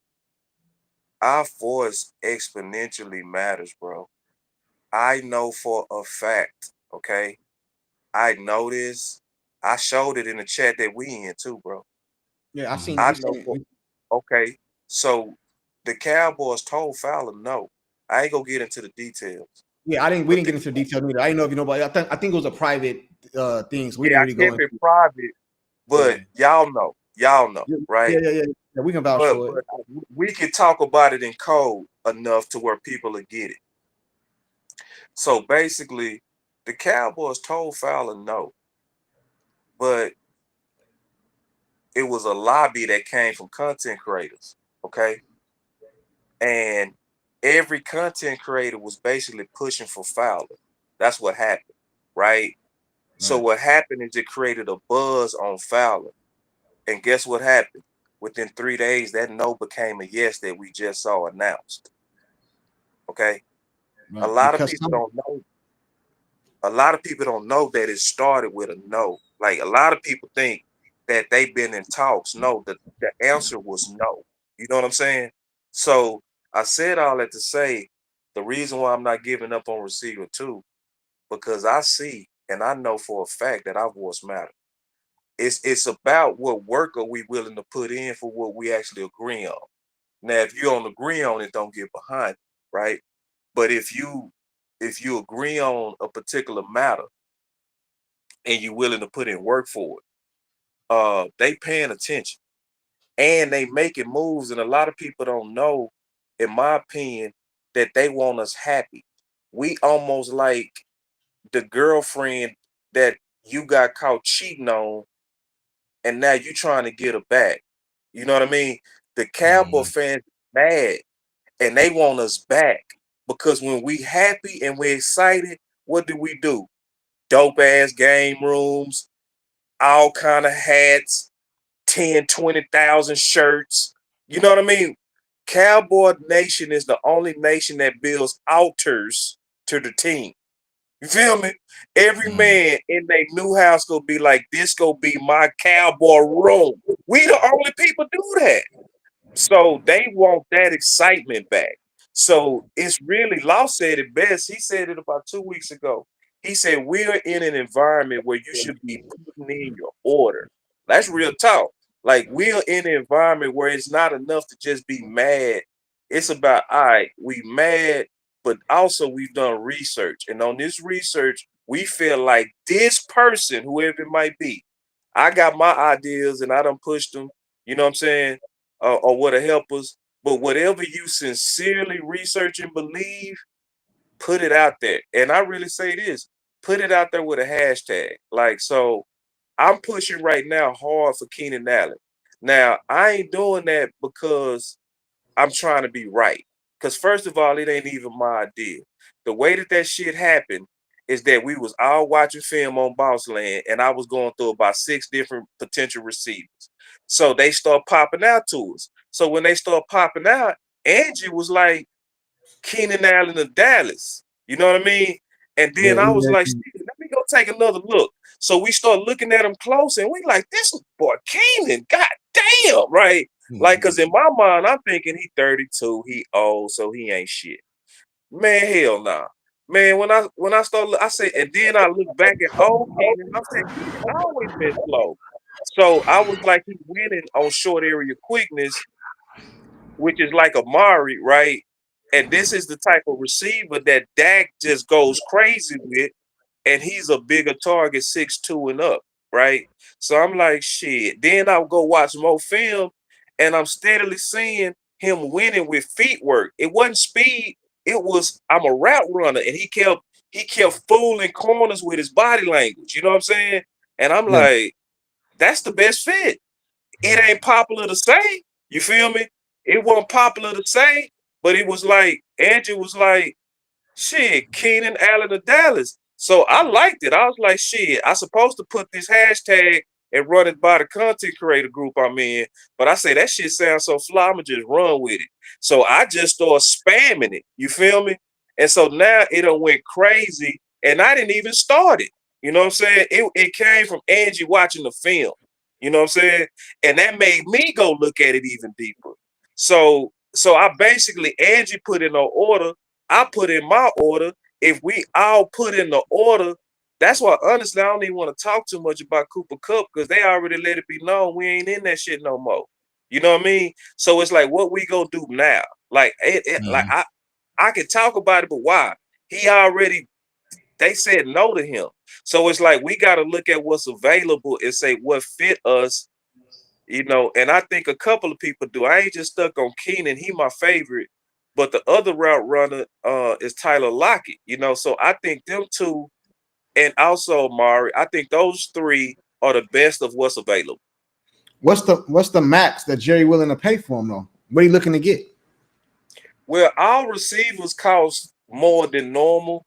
So these guys go probably be uh for a 2-year contract, you probably go look at a sticker number of like 27 with a guaranteed number of 20, which in today's market paying 10 million per year on a veteran receiver, I'll take that because it won't take you long to clean that type of person off your books if it don't work out like you want it to.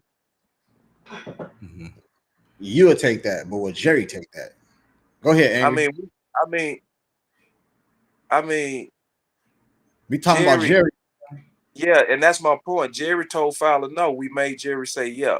So I think if we put our voices together, we make Jerry take shit. You know what I mean? It's I got so it's I got it's one of those things to where I'm not gonna say what's impossible when I just saw impossible become possible. I've never seen somebody say no and then turn around and be like, "No, actually, we're gonna pay you." Why? Because they looked at the voices. They was looking at the trends of what we was talking about. And so when they looked at it, they was like, "Cowboy Nation won't Fowler. We we want them happy." So like, yeah, I think it absolutely can happen. Okay, I got you. I got you. Boss, you mind if somebody joins us? Oh, let's get it. Let's get it. Montana, you patiently waiting, brother, man. What's going on?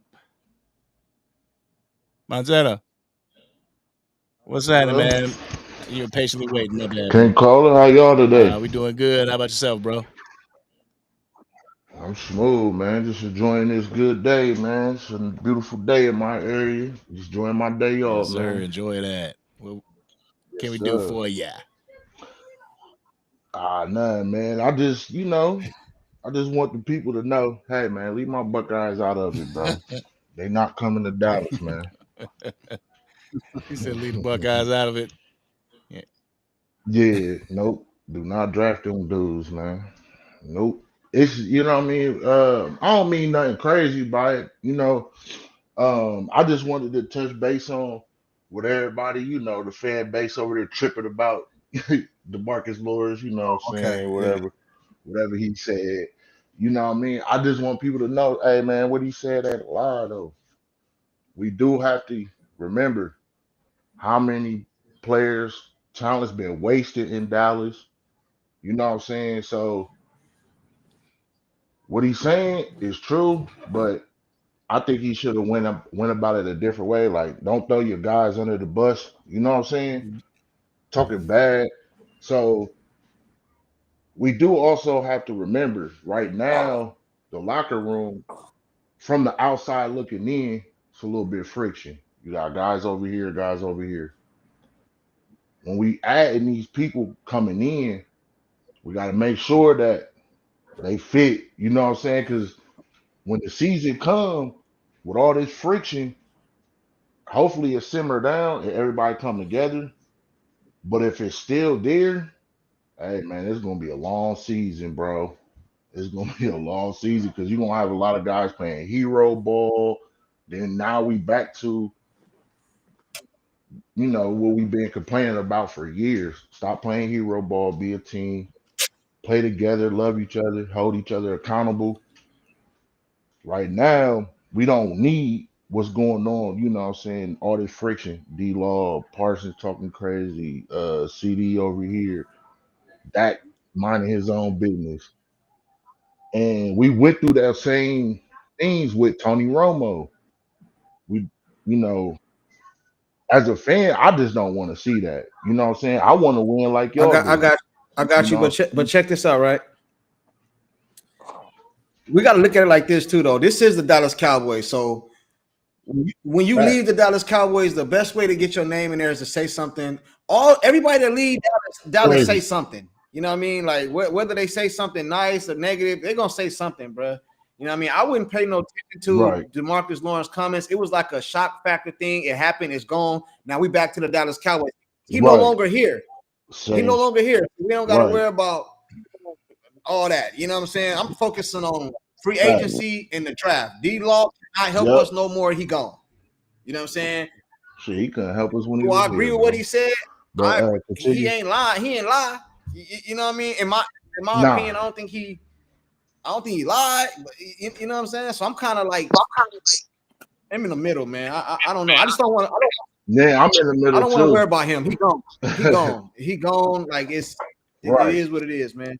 right. I just But to touch on the Fowler thing real quick, hey man, I'm glad my boy back, man. You know what I'm saying? I was rooting for him to get on the field when boss was, putting out that information for him to get on the field. So I'm glad he back. Let's get this man a shot. I'm with it. All right, man. nah. Hell Appreciate yeah. it, man. Hell Go ahead, yeah. Bo. I just want to say one thing, man, that honestly I feel like we got to do a better job and where we fucking fumbled. We the Hmm. last time Fowler was here, bro, because I'm gonna be all the way honest. I'm low key pissed that we ain't organized a long time ago. Cause Fowler, um, Hmm. he had the best sack to snap ratio, pressure to snack ratio. His ratio was better than Michael Parsons. What I'm about the not Mm. run saying game? his run game was all right, but I'm just saying on passing downs, especially, he should have had way more snaps than Armstrong. That's my bigger point. You know what I'm Okay. saying? Is we failed by letting Armstrong get more reps than him, and we wasn't saying nothing. See, that's what I mean by we failed. It's like this time, if the Dallas Cowboys do that our guy stuff, right? Let's say if they pushing Nealon, I don't want Cowboy fans like, what happened to Fowler? He fell off. Nah, y'all better. We got to be more detailed. We got to say, okay, his snaps is way down than he was at Washington. And it's like, are they trying to overdevelop Nealon and doing that our guy stuff, and we just being quiet? Because Montana tell you the reason why he said I was with boss on that, because I was one of them that was busting hard at front office over that. And I didn't have a lot of support on that. You feel me? I was saying, bro, what the fuck are they doing? And see, we was winning, so nobody wasn't saying nothing. I don't mean to Mm. curse, fella. No, you You know You what I'm good. good? saying? You But good? it's like I was like, dog, we ain't as good as we should be. We would be better if we played the best people. You know what I'm saying? So like we can't do that no more, bro. When we see a dude that we know is better, dog, why did he have to go to Washington for us to say, oh damn, he a 10-sack guy? He was a 10-sack guy with us. You're right. The difference is I'm planning. yeah, it was, yeah. And so this time, and I put this on Twitter, I say this time don't leave Fowler out there by himself. So when we see front office on that favoritism stuff where they favoring their drafted guys, don't let Montana, you know what I'm saying, and me and people that's busting for it fight solo. You feel me? It's like, and I'm honestly sick of that. Like, we know what's the right things to do, but we don't get behind each other. That shit that's some really whole shit. Like, I'm really sick of us talking like we want to win, but then when it come down to winning attitude, winning ideas, we don't support it. We be more so looking at who behind the idea. Oh, that's boss behind it. I don't want to help him because that's gonna help his brand and shit. You know what I'm saying? Oh, I don't want to help that sports junkie thing. I ain't gonna come on his stuff and support him, you know what I mean? Because I'm trying to build my shit. Like it's all kind of goofy ass, typical, like competitive shit, or just to where we don't take it serious enough. It's like, is winning really first? Because if winning first, we gotta be greedy. We gotta be angry. Like that's the perfect name, sports junkie and angry. Like we gotta put that type of shit together. You gotta be a sports junkie that's angry, nigga. Oh, excuse me. You gotta be a sports junkie that's angry, bro. Like, and I'm like, if we really sick, then it's like let's really do something about it. And I'm sick of talking. I don't want to talk about no gossip with Micah and Tank. I'm sick of that. It's like, all right, they got at it. So what? They ain't got nothing to do with football. So let's get back on football. Like, let's get this number 2 receiver in here, whoever it might be, whether it be Cooper. I don't want Cooper Kupp, but I take him. You feel me? Whether it be him, whether it be Keenan, whether it be, let's get on business. No, I agree with you, but boss, you know that the Dallas Cowboy community Definitely agree. is divided on everything. Whether you like Dak or you don't like Dak, whether you like this person, you don't like this person. Everybody not gonna come because we don't have to agree on everything to get behind. Because we all want the Dallas Cowboys to win. That's the main focus. I don't gotta agree with everything boss say. Boss ain't gotta agree with everything I say. But what happens was when people take it personal, that's when it becomes a problem. You know what I mean? And that's what from what I see. You know what I mean? But yeah, and I agree with that. But what I don't agree with is when somebody agree and do nothing. You feel me? So it's like, you know, it's a whole lot of people did already hated Kellen Moore, but they didn't jump in the fight when we was out there hashtag no Kellen Moore. They were just watching. It's a whole lot of people agree on Keenan Allen, but they just watching. It's like, nah, it's like get in the fight. Like we are organized now. We have movements now. We got ways to take your voice and singleize it into a hashtag that we all agree with, right? And it's working. Like it works. It's like it gets their attention.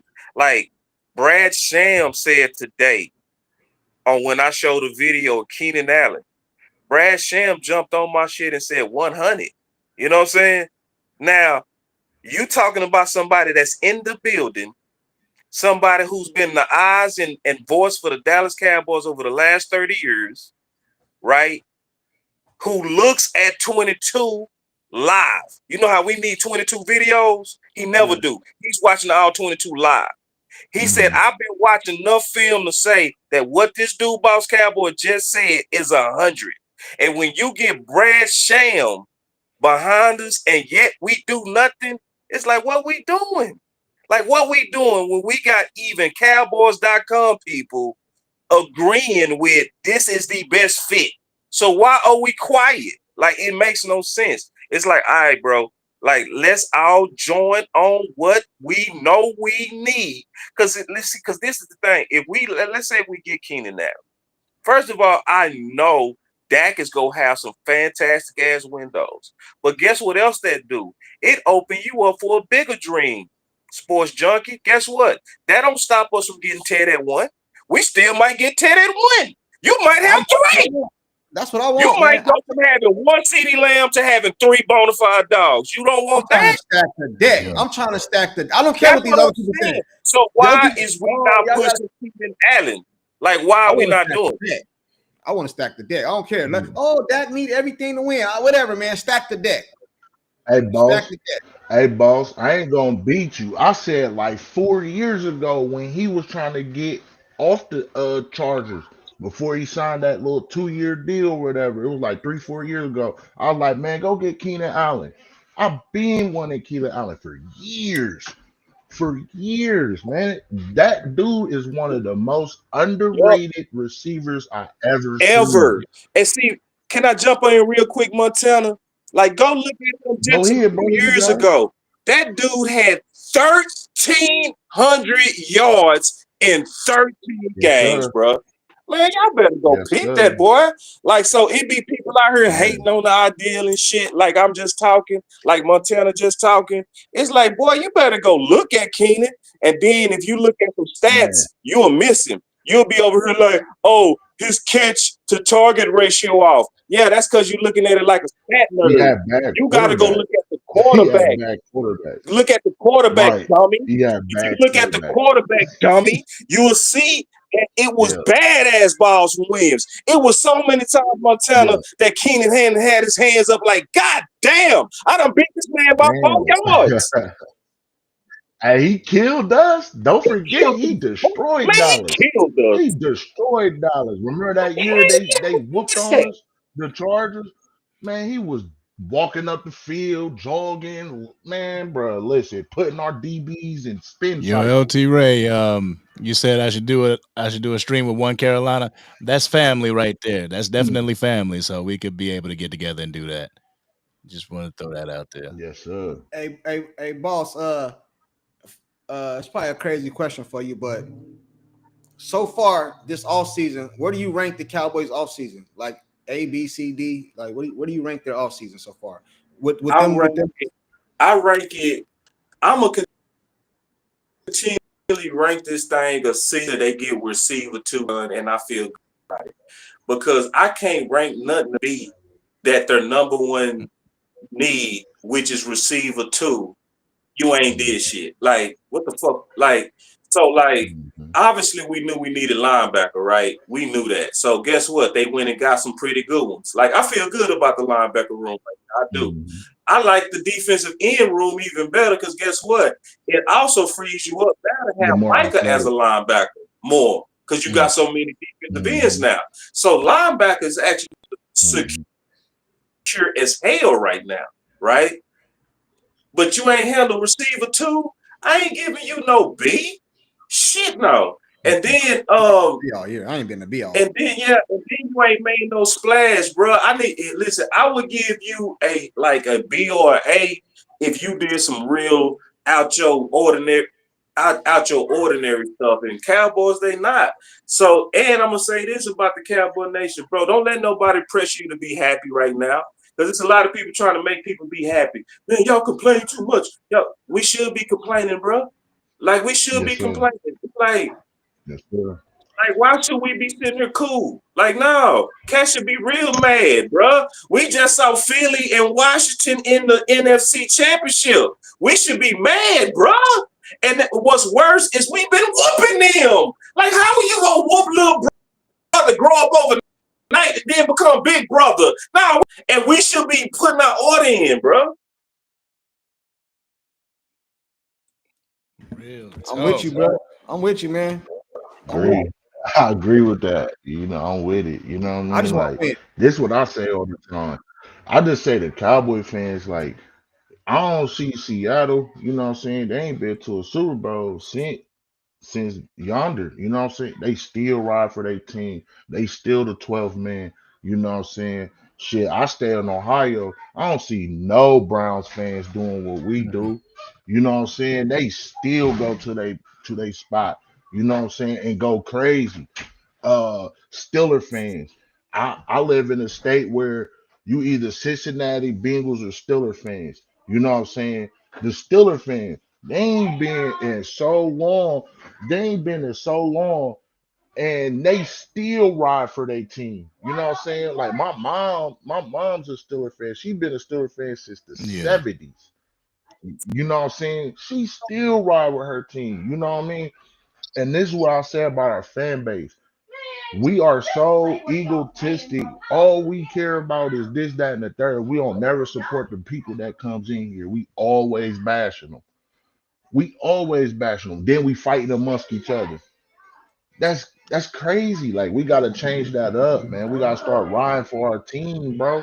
Start pulling for our guys and rooting for them. I don't care if our guys go through and have a bad game. As long as they fighting throughout the game and still going, you know what I'm saying?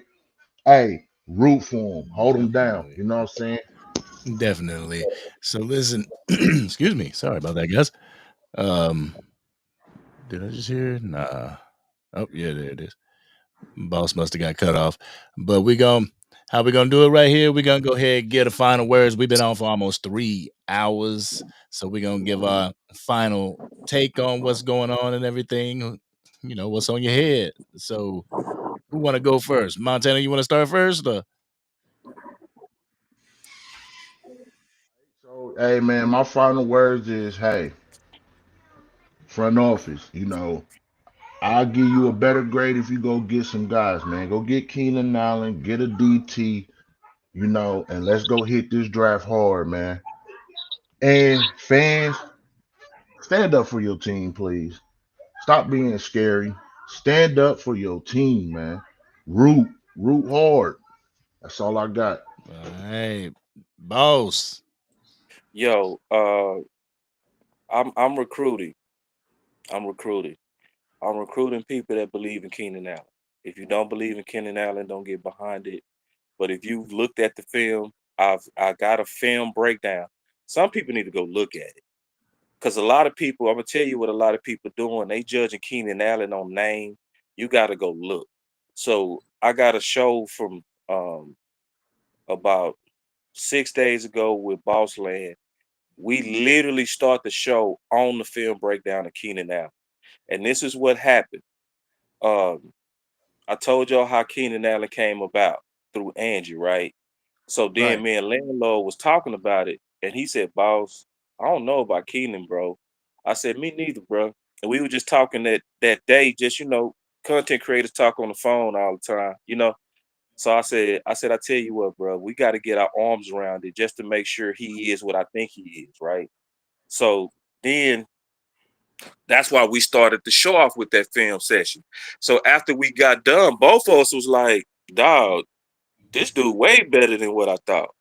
So go look at that. It's under Boss Land and it's from 6 days ago. First of all, go check it out to where you can have confidence in what you see. Once you see it, because everybody that watched it, I swear to God, it was cast in there when I started the All 22 breakdown with Landlord.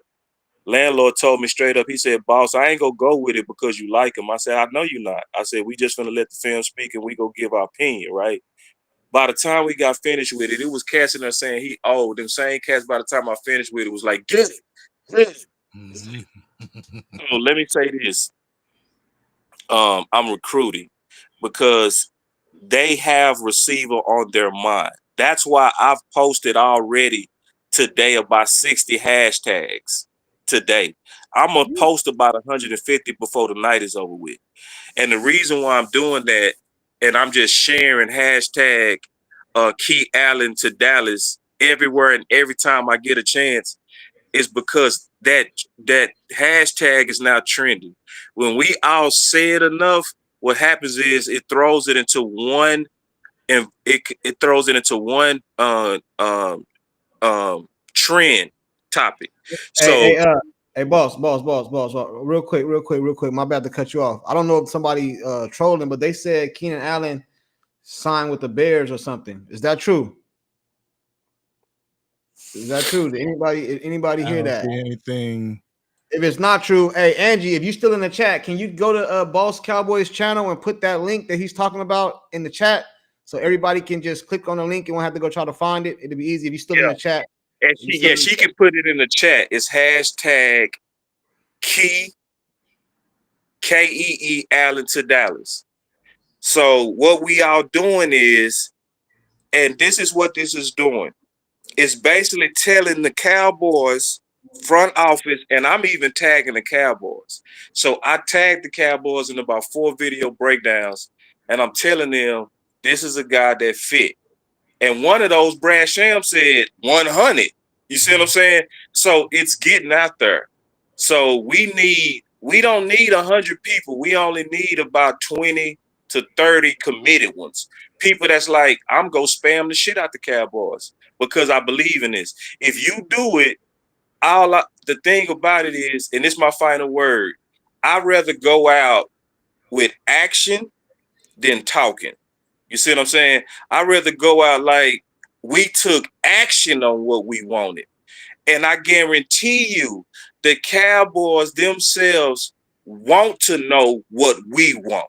It's just like if you're trying to make up with your woman, you're going to be like, baby, what's going to make you happy? Right? They know we mad. You got to You go feel me? overboard. Yeah, we gonna go overboard, right? So it's one of those situations where I swear to God, I'm recruiting. I just need a few people that's willing to say, you know what? Hey, I don't know how this app works, but I'm just gonna just do it just because I want to help out with the idea and the movement. We just need a few. I really would want people to go crazy with it, but just if you do just a little bit, just hashtag, hey man, I think Keenan Allen is a good idea. And just finish it with the hashtag, or go find one of my videos or somebody else. Lou did a great video on it. He did it, so you can go to Lou. Whoever, share somebody's stuff, but just add to it, add your thought to it. So by the end of the day, I already know we already over like 150,000 impressions right now. If we get up to 500,000 impressions by the end of the day, you telling me the Dallas Cowboys not gonna peak that? You don't think they gonna be like, say, bro, say, man, they like Keenan. You feel me? They gonna be like, say, they really want this dude. Get Somebody them off call our him. back. Get them off our Right, back. get them off my back. This gonna make my baby happy. She been mad at me. This gonna make her happy. Get them on the phone. Let's see if we can do a deal. And that's what we trying to do. So the whole goal is for us to learn how to move like an offensive line. An offensive line. This is the difference between offensive line mentality and receiver mentality. A receiver, it's about their ass. It's about they want the ball. They want the crowd. They want everything to be about them. But when you're an offensive lineman, you do all the work and everybody else get all the credit. Mm-hmm. I'm looking for offensive linemen. I don't want no motherfucking receivers. Fuck y'all. If you're a receiver, I don't want you. If you got a mentality where it's all about how you come across and how you look and all about if you right or what your idea was, I don't want you. But if you somebody that just want the Dallas Cowboys to win and you don't care who get credit, hashtag Key Allen to Dallas. That's my final word. I'm with it, man. You got a show going tonight? Nah, man, I'm just supporting out the bros tonight. So if I see somebody live and I mess with them and we good people and it ain't no drama, yeah, I'm just trying to support anything that y'all got going. So if I see anybody live tonight, if y'all go live later, the only thing I'm doing today is I'm trying to wrap up all my film for the draft. I will be finished with that by this week. And I'm gonna have that all the way wrapped up. That way we can start also pushing more good ideas as we start getting out of free agency and start getting in the draft season. All right, for sure, man. I will tell you, shout out your channel, but I think everybody here know you, man. Everybody here know you, man. You know, you never know. It's Boss Cowboy Sports, man. You know, where your voice matter, and that's where you'll find me on everything Boss Cowboy Sports. And make sure, bro, y'all go put something out there on Keenan and share it, bro. Let's flood them, spam them, get on their nerves, tag them. Just go hard right now. They shopping for receiver, put in your order. Appreciate it. Most definitely, man. All right, Salute. gentlemen, thank you so much for stopping by. We truly appreciate y'all. Sure, I appreciate y'all for having me, man. Bless, man. Y'all have a You great as week, well, man. brother. Yes, sir. Bless. Yeah, man. Once again, He said he didn't resign with the Bears or whatever. He said, my bad, I read it wrong. I think I seen him say. yeah. I lost it, but you know, That's what he said. Yeah, I put it up on the screen. He said that he read that wrong. It was his bad. Yeah. We just got It's all good, bro. It's all good. It's all good, man. As long as you wasn't trolling, man. As long as you wasn't trolling, man. It's all good. Like Angie said, this was a fire episode today. Got to talk about some good stuff, and everybody truly appreciate that you help support the channels. You help support Facts Over Feelings, Sports Junkie, Angry Cowboys Fan with your time, with your patience, monetarily as well. But guys, the moral of this story, I believe, is that we do have a say. Cowboys Nation does have a voice. And don't let nobody talk you into being like, oh, well, it ain't going to matter anyway. They don't listen to us, just as well as don't allow anybody to tell you how to fan. Real talk. That's my final word. Yeah, man. I feel the same way, bro. You know what I'm saying? Like, I'm not even, but I don't even care, man, what name. Like, boss want Keenan Allen, I'll get behind it, man. You know what I mean? But like I said, I just want somebody to try something, man. Try something different than what you've been doing. You know what I'm saying? If Keenan Allen is the pick, all right, cool, I'll rock with it. You know what I mean? But if they happen to get Cup, I'm gonna rock with that too. You know what I'm saying? Like, I just want them to bring in somebody to help this organization, this team, go further than they've been going, bro. You know what I'm saying? That's it, man. But Keenan Allen, obviously, boss said he watched the film on it. I haven't. He's a legit, you know what I'm saying? His word is kind of like golden, you know what I mean, when it comes to film and stuff like that. So I take his word for it, man. Keenan Allen it is then, man. But somebody, and I'm not talking about just in the draft. I'm talking about in free agency and in the draft. And that's all I want to say, man. So hopefully we get some good news soon. Hopefully. It usually come overnight. So, the Dallas Cowboys like to do things over in the night. So you got to be by 2 o'clock in the morning or something like that, bro. You'll hear something. You know what I'm saying? But guys, truly appreciate you, y'all. We're going to get up out of here. We just actually covered the 3-minute mark. 3-hour mark. Sorry about that. I think that's as long as we ever win, isn't it? 3 hours? Well, whenever, we do the live streams of the games or whatnot. Then, Then we on here for like 4.5. Yeah. But just coming on here talking to Cowboys Nation and covering this Cowboy stuff, this is pretty long. No diddy. But anyway, y'all. It's your man, the Angry Cowboys Fan. You got Sports Junkie right there. If you're not following us, please hit that subscribe button. Share this content to help us out in the algorithm to get out to even more Dallas Cowboys fans. And yes, your voice matters. That's why we have you on here. That's why we put the link in the chat, because your voice matters. All right, you got anything else, man? Nah, that's it, man. Salute to you. All right, we up out of here. Peace.